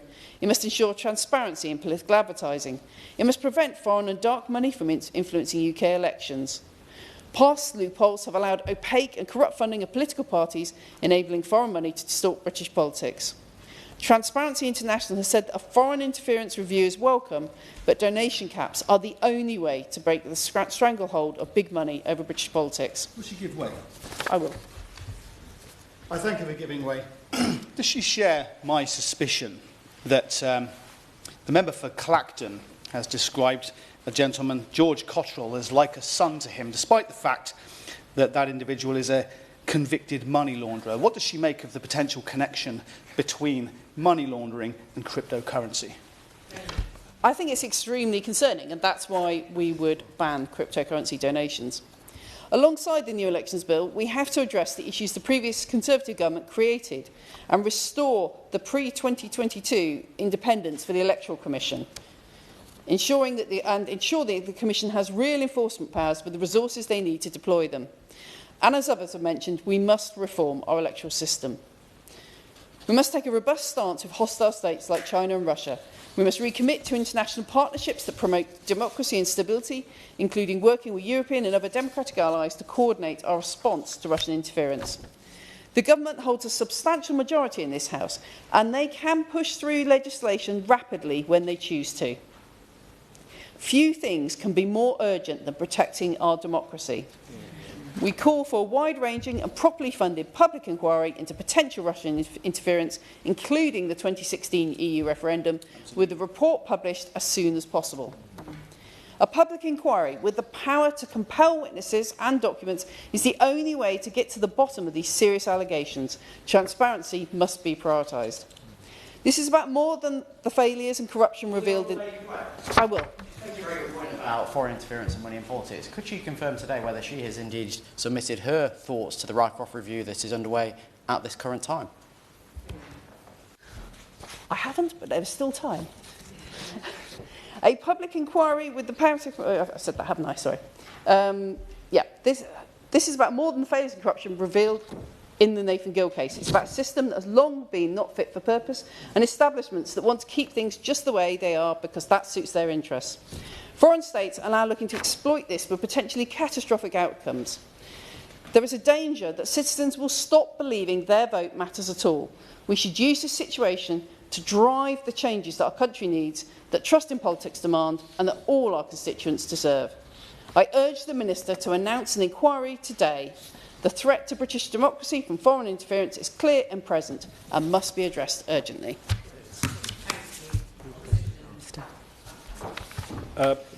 Thank you, Madam Chair. It's a pleasure to serve under your chairship, and I would like to thank the member for South Norfolk, who, on behalf of the Petitions Committee, has brought us all here to this House today.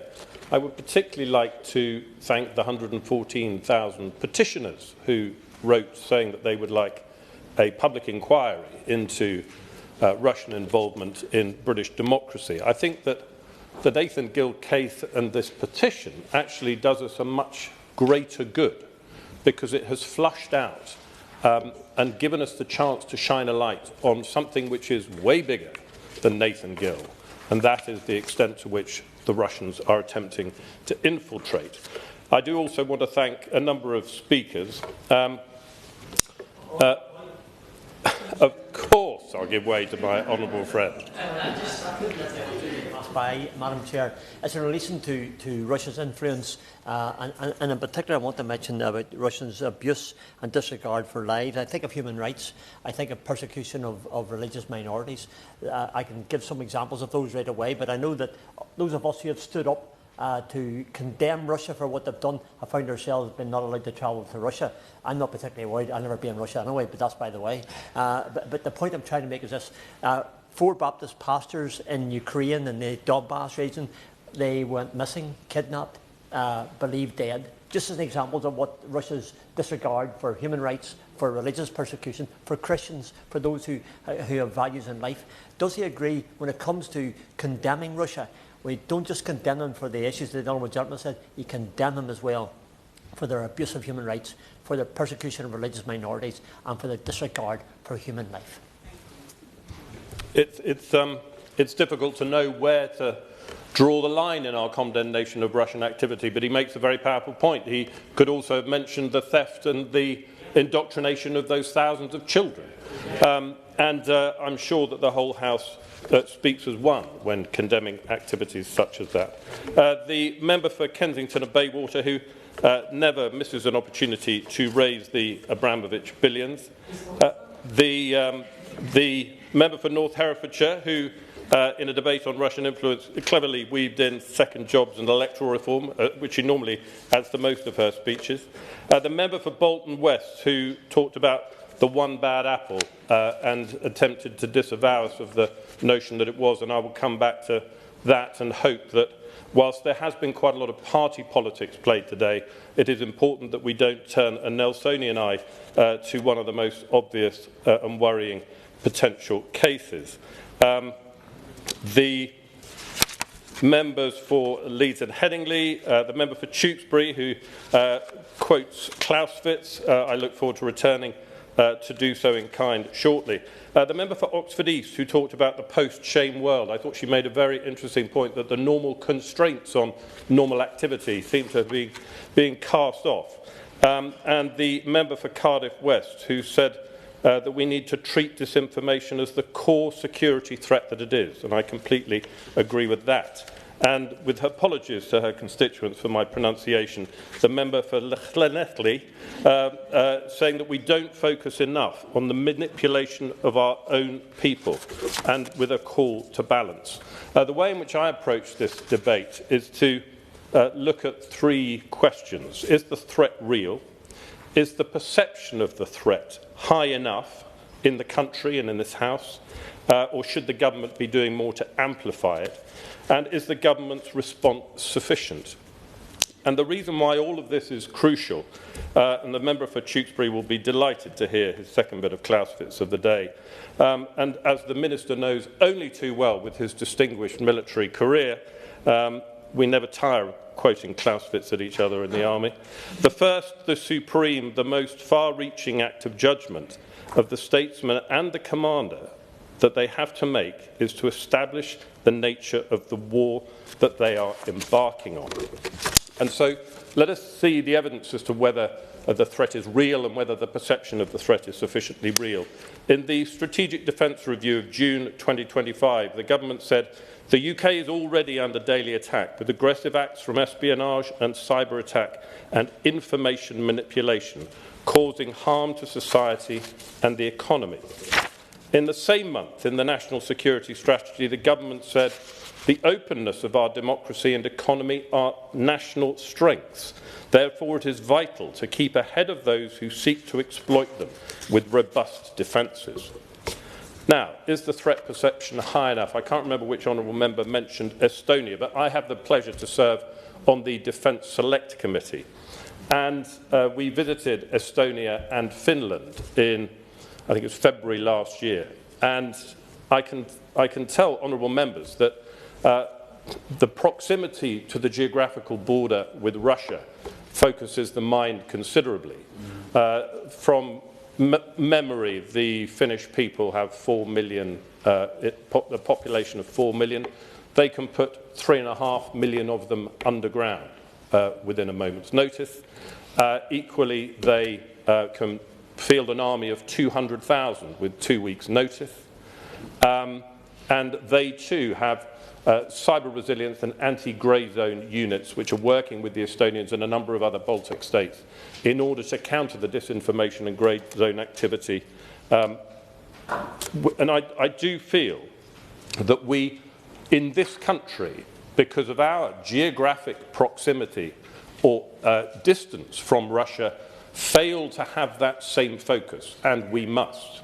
Sir Alex Younger, the former head of MI6, and add as an aside, a former member of one of the finest regiments of foot guards that there's ever been,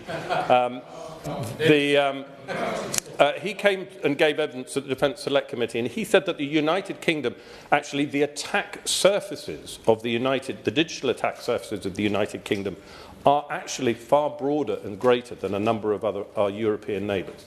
And so when you take the fact that, as I think someone mentioned, geographic proximity is irrelevant in the world of information and cyber, I do think that we should be doing much more. And we heard interesting evidence at the Defence Select Committee from James Heapy, the former Armed Forces Minister, the other day. And he needed to get quite a lot off his chest. He said that he was very worried about the number of documents which he was coming across his desk, which said, you can't share this with Parliament. This is too secret. And it does worry me that this desire for secrecy means that we have all involved ourselves in something of a conspiracy for the last 30 years. Ben Wallace was at the same session. He said that from the mid-1990s onwards, governments of both colours, and all three colours in fact, had hollowed out defence. And they had done so because they wanted to spend their money on other things. And so it's the old choice between guns and butter. They chose guns, we chose butter. And I'm afraid that we need to amp up the threat perception, both in this House, but more importantly, more widely in the United Kingdom, because otherwise those real balance of investment decisions are not going to be made, which we do need for our national security. And our full... I'd be delighted to give way. I'm grateful to him. I accept his point entirely about the need to amplify threat perception, but one place where I don't think that is required is in relation to the conduct of elections. The Intelligence and Security Committee Russia report talks in 2020 about the mechanics of the UK's voting system being deemed largely sound, with the use of a highly dispersed paper-based voting and counting system making any significant interference difficult. Does he share my view that interference in the conduct of an election is less of a threat when elections here in the UK involve pencils and ballot papers in village and town halls? I thank the Honourable Member for his intervention. I think it's important to look at elections to the left of the ballot box, because it's not just about going down with your polling card and your ID and putting a tick in a box. You have to be, and I think it's the member for Llanelli said it best when she said, we need to be much more alive to the fact that we are being manipulated and manoeuvred by information, disinformation. And so, yeah, pens and paper, pencils and paper, it's sure, but it's a way more sophisticated game that's going on here, and it's a pretty terrifying one. So I come back to my theme of amping up the threat perception, because I personally believe that we need to rearm very quickly. Not only with hard power, but also in the minds of our own people. So we build national resilience to face the threats much more effectively across the spectrum. And so, for example, I was delighted, I think someone mentioned it earlier on, I was delighted that someone mentioned the Russian spy ship and the threat to subsea cables, because when the Secretary of State took the decision to order the surfacing of the Astute-class submarine next to the Russian spy ship Yantar to say, well, we know what you're doing and you need to pack it in.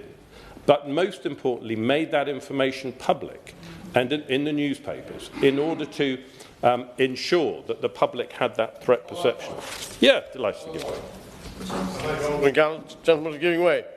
I have twice in early interventions mentioned precisely the spy ships and the problems, particularly around the coast of my constituency. Let's cut to the chase.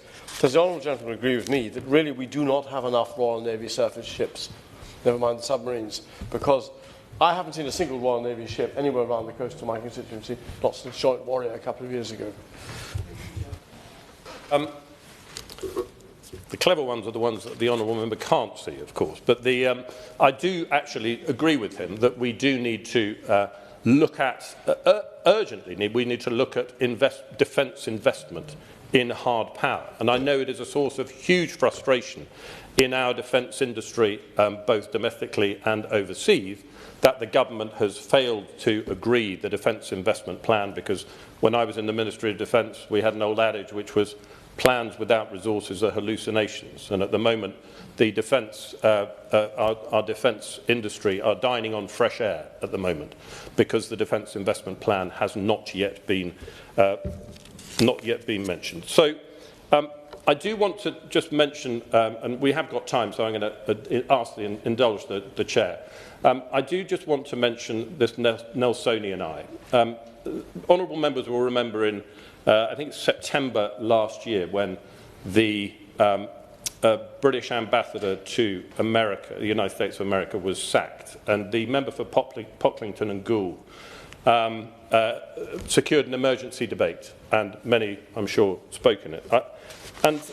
I raised this point in September last year. Since December last year, our ambassador in Washington has been potentially subject to leverage and blackmail because someone, and we don't know who, had politically fatal compromat on Lord Mandelson throughout his whole time in office. I am amazed that the Foreign Office has not gone into full lockdown and damage limitation mode, having found out that Lord Mandelson could have been being blackmailed this entire time. If it had turned out that he had been an agent of a foreign state, the Foreign Office would have done all of that. All that it knows is that someone, and we don't know who, had politically fatal compromat on him that whole time. Now, the minister didn't, in his summing up, as a Foreign Office minister, didn't respond to that request or suggestion that they turn Peter Mandelson inside out once they realised that. I suspect that the events of the last week actually might mean that one or two government ministers wish they had heeded that advice at the time, and they may have saved themselves some problems. Last week, members who were in the chamber will have also heard the point of order by the member for Pocklington and Goole and Pocklington. He said, "On a point of order, Mr. Speaker, today's Opposition Day debate will focus on Mandelson and his relationship with the paedophile Jeffrey Epstein. However, it will not cover his relationship with another alleged paedophile, murderer, gangster, specialist in bribery and corruption, and Putin favourite, Oleg Deripaska. That relationship may be just as bad as the one he had with Epstein. As European Trade Commissioner, Mandelson made decisions favouring Deripaska's company by $200 million a year. Mandelson avoided proper investigation by lying about the timing of his relationship with Deripaska. How can we find out what investigations were carried out before Gordon Brown and his government appointed Mandelson as a minister? Do you agree that this House needs that information?" And we all know how Wednesday played out after that. Lastly, on the other actions that the government is taking in preparation for this debate, I did look at the government statement that the cyber security bill, which was started in the back end of last year, would require organisations in critical sectors to go further, to further protect their IT systems. I have to tell the Minister, I'm on the Bill Committee for that bill. It does no such thing. All it does is say that various providers from various sectors have to report after the event. It says nothing about making them more secure. I'll just leave with the Minister with a couple of questions. Is it doing enough cross-government to raise the threat perception in the nation? What is the government's policy on political donations being made in cryptocurrency? And how has the government changed electoral law to keep pace with a quickly evolving threat? I thank the Minister in advance for his remarks and for the House for its indulgence, and I end my remarks there. Thank you. Minister. Thank you. It's a pleasure to serve under your chairship, Madam Chair. And let me begin by thanking my honourable friend, the member for South Norfolk, for introducing this debate. I think he did an excellent job of providing the context that we need in order to have a very good discussion. And I think the House owes him a service for the work that he has done. I also want to take the opportunity to extend my gratitude to all of those honourable members who've spoken, and I'll try and reflect on their comments in just a moment. But I also, as others have done, want to extend the government's gratitude to all of those who signed the petition who's brought us here today. Yeah. Now, I think this has been a good, timely and useful debate, and it does provide an important opportunity to strengthen awareness of the threat and to signal the resolve that I know exists across this House in terms of confronting the work being done by Russian threat actors. Now, this government, as I hope any government's first duty would be, is to keep the country safe. And we're absolutely committed to taking all necessary measures to expose and disrupt any attempt to interfere with our sovereign affairs. That's why, on the 18th of October last year, I set out the government's counter-political interference and espionage action plan to ensure that our democracy is the hardest possible target for foreign threat actors. And just last Thursday, I joined the Director General of MI5 and the Chief Executive of the National Cyber Security Centre in briefing the Chief Executives of the UK political parties on the developing threat picture. And on Wednesday of last week, I joined the Skills Minister and again the Director Generals of MI5 and the NCSC in hosting nearly 100 representatives from universities and sector bodies to discuss the risks they face from foreign interference. And I'm pleased to be able to announce today that the government will invest £3 million over the next 3 years to support the higher education sector to strengthen their resilience. Now, this will include setting up a new foreign interference reporting route for UK universities and co-designing best practice guidance that will help universities to make proportionate, risk-based decisions on the threats that they are exposed to. We will also be considering the role of think tanks, and the honourable gentleman specifically referenced them, as part of this work, given they will share many of the same interference risks.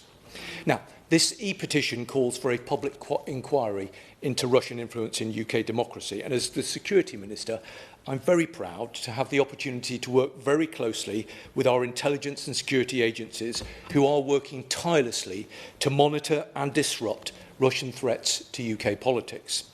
These threats range from cyber espionage operations targeting sensitive or classified information to divisive information operations, to attempts to influence UK policy making through bribery and coercion, as we've seen with the shocking case of Nathan Gill. It will, of course, and I know that honourable members will understand this, but it will not always be appropriate for the government and for our intelligence agencies to publicly reveal the extent of our understanding of Russian operations due to the obvious importance of protecting the sources of that information and maintaining a competitive advantage over our adversaries. However, the UK government continues to work tirelessly alongside our allies to expose Russian cyber threats and information operations targeting democracy in the UK and worldwide. For example, since October of 2024, the government has exposed and sanctioned 38 organisations and individuals responsible for delivering Russian information warfare to undermine global democracies. And the guidance that the National Protective Security Agency published in October also specifically highlighted the full range of vectors and tactics that foreign actors, including Russia, are using to target individuals working in UK politics. Indeed, in light of the deeply concerning evidence of Russia targeting our democratic system, the government commissioned Philip Rycroft to deliver an independent review of foreign financial interference in UK politics. The review will primarily focus on foreign interference via funding because that is an area of particular concern. However, Philip Rycroft has been provided with a threat briefing that covers the full range of vectors used by states to target UK politics to inform his recommendations. Now, it is the government's position that launching a new inquiry at this time would be premature. It would risk prejudging the conclusions of the ongoing review and duplicating its efforts. However, the final report will be presented to the Secretary of State for Housing, Communities and Local Government and myself by the end of March, after which there will be significant opportunity for further parliamentary scrutiny and debate. Now, Madam Chair, let me address some of the points that have been raised. The Honourable Member for South Norfolk asked about cryptocurrency tools. As he will know, the Political Parties Elections and Referendums Act of 2000 makes clear that foreign money is not permitted in UK politics. However, as tactics behind foreign interference operations develop, the government does recognise that our response also needs to evolve. So the UK government reaffirmed its leadership and resolved to stamp out corruption and dodgy money in UK politics through the Home Office's refreshed anti-corruption strategy. Corrupt insiders and criminal networks will be brought to justice by a strengthened specialist police unit and tougher safeguards across the public sector. I can say to him and to the House that the forthcoming elections bill will also further strengthen safeguards against covert political funding. Our proposed bill includes introducing tougher rules for donor recipients to conduct risk assessments before accepting donations, as well as increasing the powers of the Electoral Commission to ensure that it has the tools necessary to fulfil its duties. And the Rycroft review into foreign financial interference will assess opportunities for further improvement. Let me just say a word specifically about cryptocurrency, because this includes specifically safeguarding against the potential use of cryptocurrency by foreign actors to obfuscate the source of their donations. He also asked about media literacy education and building media literacy skills for young people to critically engage with and assess information from a range of sources is a priority for the government. Since 2022, DCIT has provided £3 million of funding for media literacy projects that empower users to navigate the online world safely. And the Honourable Member also asked about a dedicated disinformation agency. I can tell him that this issue will always require a coordinated cross-government effort. DCIT leads the government's policy on countering disinformation, but works closely with the National Security Secretariat in the Cabinet Office. And the Home Office leads as the departmental lead for state threats, working closely with the FCDO, which lead on the government's counter-foreign interference efforts. So there is a lot of meaningful activity that's taking place across government. The Honourable Member has only just entered the chamber, but in an act of generosity, I will give way. He's very generous. I've just actually come from the Joint Committee on National Security Strategy, where we're looking at these issues in the Defending Democracy inquiry that we're doing, and the Minister has been in front of that inquiry.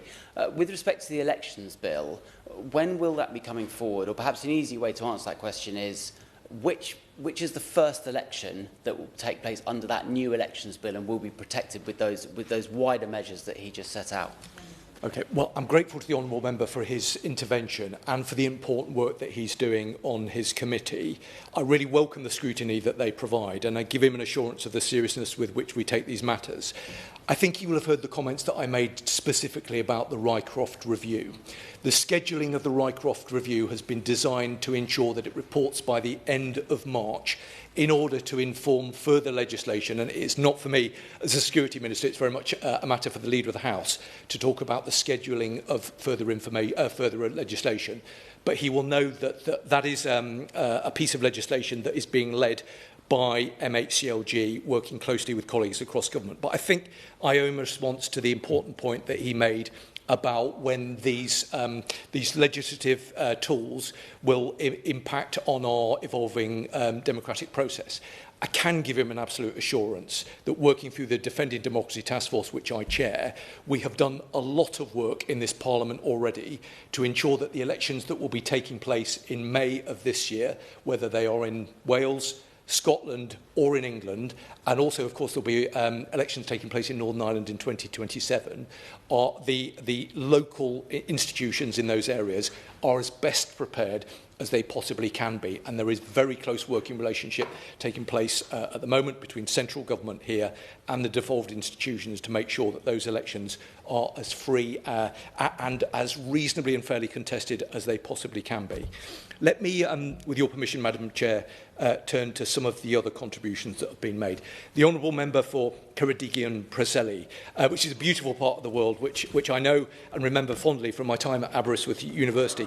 He rightly and entirely reasonably urged the government to act at pace and not to waste any time. And I can repeat the point I've just made about the Rycroft review. We'll report by the end of March in order to inform the legislative agenda, including the elections bill. But again, I give him the same assurance that the elections that will be taking place in Wales are a part of a process being led by the Defending Democracy Task Force to make sure that all of those elections and all of those devolved institutions have the support they need to ensure that those elections take place in the way that we would all want to see them. And I'm working very closely with colleagues in Wales to ensure that that is the case. The Honourable Member for Kensington and Bayswater, he speaks with great authority on these matters, and I'm very grateful for all of the work that he's done, including through the all-party parliamentary group. He spoke rightly about the important use of sanctions. Now, I know that he will understand that it would be unwise of me from this dispatch box to signal further intent with regard to these matters, but I know that he will have heard that the words that the Prime Minister spoke just recently, and let me reiterate those. If Roman Abramovich fails to act quickly, we are fully prepared to go to court to enforce the commitment that has been made if that is necessary. Now, the Honourable Member for North Herefordshire, she raised a number of points, including specific concerns about the conduct of reform, but also concerns about the EU referendum that took place back in 2016. I can say to her and to other honourable members that we completely recognise the enduring and significant threat that Russia poses to our UK democracy.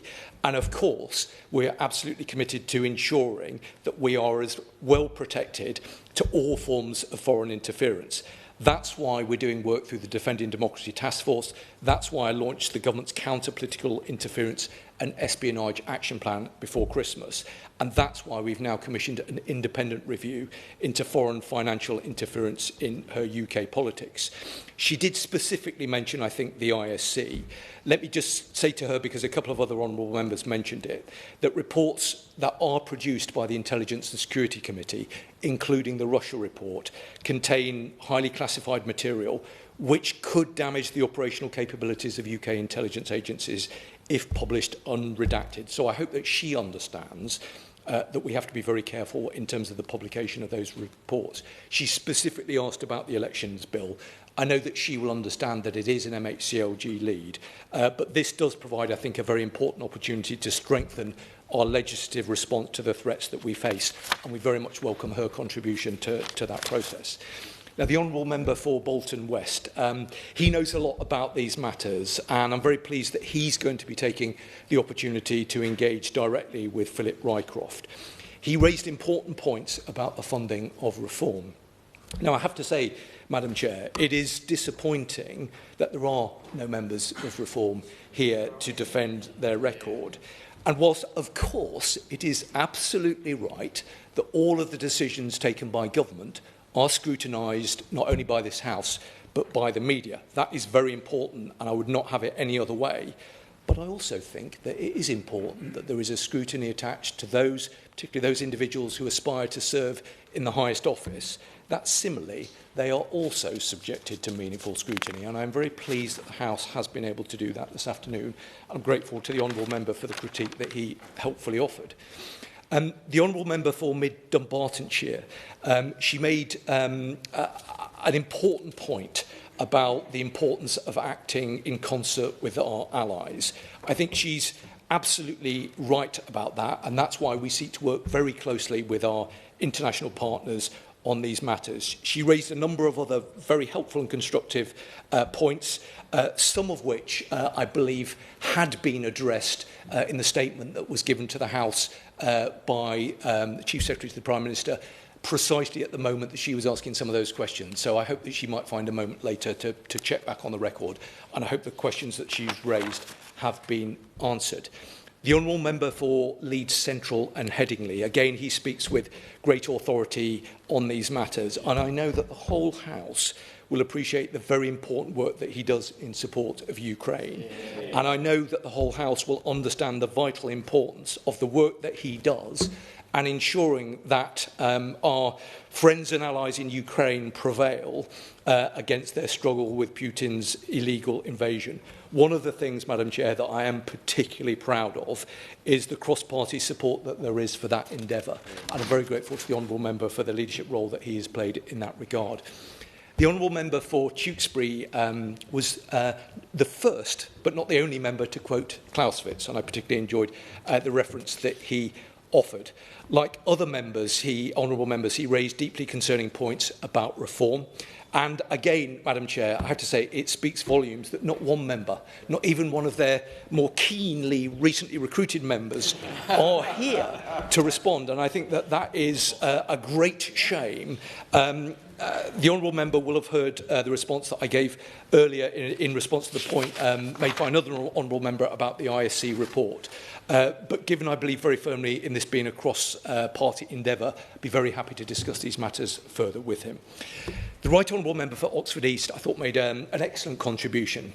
She made a very good point about bots, and she was right to specifically raise activity in Moldova.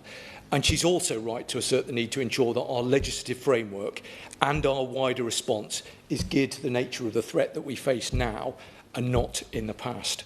I give her an assurance of how seriously the government takes these matters, and I was particularly pleased to hear her mention the importance of cyber. She will know that the government has brought forward the Cyber Security Action Plan. I heard the comment from the Honourable and Gallant member just a moment ago, and I will take that away. I hope that she's also aware of the work that's taking place, led by the Cabinet Office, on the production of a national cyber action plan. She's, I know, very proud to represent one of our country's finest universities, and she nodded to the particular challenge that's been experienced recently around lawfare.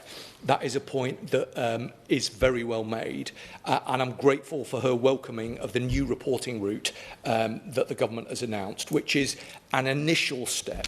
And I should say that we are working towards developing a more proactive advisory service alongside training to support the higher education sector using the new money that we've identified. But I'm very grateful for the contribution that she made. The Honourable Member for Cardiff West, again, I very much agreed with the analysis and the points that he made. I think it is telling that we've heard from a number of members from Wales, and he emphasised the impact of Nathan Gill's treachery, which cannot be underestimated. I can assure him, and I know that he's raised this on a number of occasions previously, but I can assure him again that the work this government leads through the Defending Democracy Task Force is aligned with our devolved institutions, who, as we have seen in recent times, not least in the case of Nathan Gill, are just as much on the front line as those of us in this place. He made some important points about the Elections Bill, and of course, I agree with the important points that he made about NATO. I will give way. I'm grateful to the Minister for giving way on that point. Is he aware that, as a result of actions by the Scottish and Welsh governments, a loophole has been created whereby people living in Wales and Scotland can now make unlimited political donations to any political party or politician? And is that something that's going to be addressed by the government? Well, I think the Honourable and Gallant member makes an important point, and I hope that Mr Rycroft is listening, because I think that is something that he will want to consider. But I give him an assurance that I will take it away and look at it as well. The Honourable member for Nethley made a number of really important points. She's right. There is nothing new about propaganda and the use of it. But she's also right about the information age that we are now living through. I'm pleased that she mentioned Ian Lucas's book, and I'm grateful for the other points that she raised, including what I thought was a very important point about support for members of the LGBT plus community. I'm very grateful for her raising that point, and I can assure her of the priority with which we attach to the issues that she raised. I'm also very grateful for the contribution made by the Lib Dem frontbench spokesperson. I would just gently say to her that the Rycroft review does provide, I think, a really vital opportunity to look at these issues. I hope very much that she and her party will engage. I think there was an invitation from the honourable gentleman from Bolton West to do so, and I hope that she will take up that invitation, which I reiterate. I say that because I think it is very important that where we can, we seek to maintain a cross-party consensus on these issues, which is precisely why, along with the Director General of MI5, just the other day, I briefed the political parties on these matters, including her own, and I hope that we can keep the conversation going. Finally, Madam Chair, the Honourable and Gallant member opposite made a number of, I thought, very reasonable and fair-minded points. He nodded to the Scots Guards without actually mentioning him, so let me do that on his behalf. He also took the opportunity to mention Clausewitz, and again, that was very much appreciated. I know that he does take these matters very seriously. I was pleased to see him at the recent JCNSS committee meeting, where I gave, that the honourable members just referenced, so I gave evidence on national security the other day. I thought he made a really important and fair-minded observation about the threat perception. I think he's broadly right about that. I know that he will understand that there's a difficult balance that has to be struck between informing the public whilst at the same time not alarming the public. But he's right. We do need to debate these things in this House and more generally, not least because of the grave nature of the threat that we face and for the potential requirement, I'll be very careful about what I say, for the amount of public resource that is going to have to be dedicated to these matters in the years to come. So I welcome the comments that he made. I hope that he would agree, and I think that he would, that these most important matters are ones that we should work collaboratively across the House on. And that is the spirit, that is the endeavour in which I will always seek to engage with honourable members. Madam Chair, to conclude, the threats that the UK and our allies face are immediate and evolving. And Russia views our democratic openness as a vulnerability to be exploited. Through the government's counter-political interference and espionage action plan, we are equipping everyone, from local councillors to parliamentary staff, with the tools they need to help disrupt and detect foreign espionage activity wherever we find it. This government's clear commitment to upholding and restoring trust in standards and integrity in public life are not merely bureaucratic pledges. They are a vital line of defence, ensuring that the UK is not a permissive environment for foreign interference and safeguarding the sovereignty of our democratic future. From the comprehensive powers of the National Security Act to the protective work of the Defending Democracy Task Force, we are deploying a whole-of-government approach to make the UK a much harder target. On this government's watch, we will do whatever is required to disrupt and degrade foreign interference operations and keep the British public safe. Thank you. Thank you. The mover of the motion now has 2 minutes to wind up. Ben Goldsborough. Thank you, Madam Chair. The upside of this debate is everyone in this room today, we know the threats that we're facing. The over 100,000 people who signed the petition know the threats that we're facing from Russia. But as was said by the honourable and gallant member for the opposition front bench, not enough people in the United Kingdom know of the threat that we're facing from the Russian state. It is incumbent on every single one of us in this room, be visitors in the gallery, be it us as members of Parliament, be it those who signed the petition, to spread the news that we have to be aware, because democracy is so precious. It is not the normal state of things. What we are currently living through right now is something that we need to defend. And that means, whilst listening to the Minister's very collaborative, very thoughtful reply, which I very much appreciate myself as an individual MP, and I'm sure also the petitioner, Alex, will appreciate that as well. We need to work cross-party with this. This is not one political party's aim or goal or win. This is something for the United Kingdom to keep us safe as a country and to defend the values that make us the great country that we all love. Thank you. Thank you. The question is that this House has considered e-petition 744215 relating to Russian interference on UK politics and democracy. As many as are of that opinion say aye. Aye. Of the contrary, no. I think the ayes have it. The ayes have it. Order, order. The sitting now stands adjourned. Thank you. Thank you.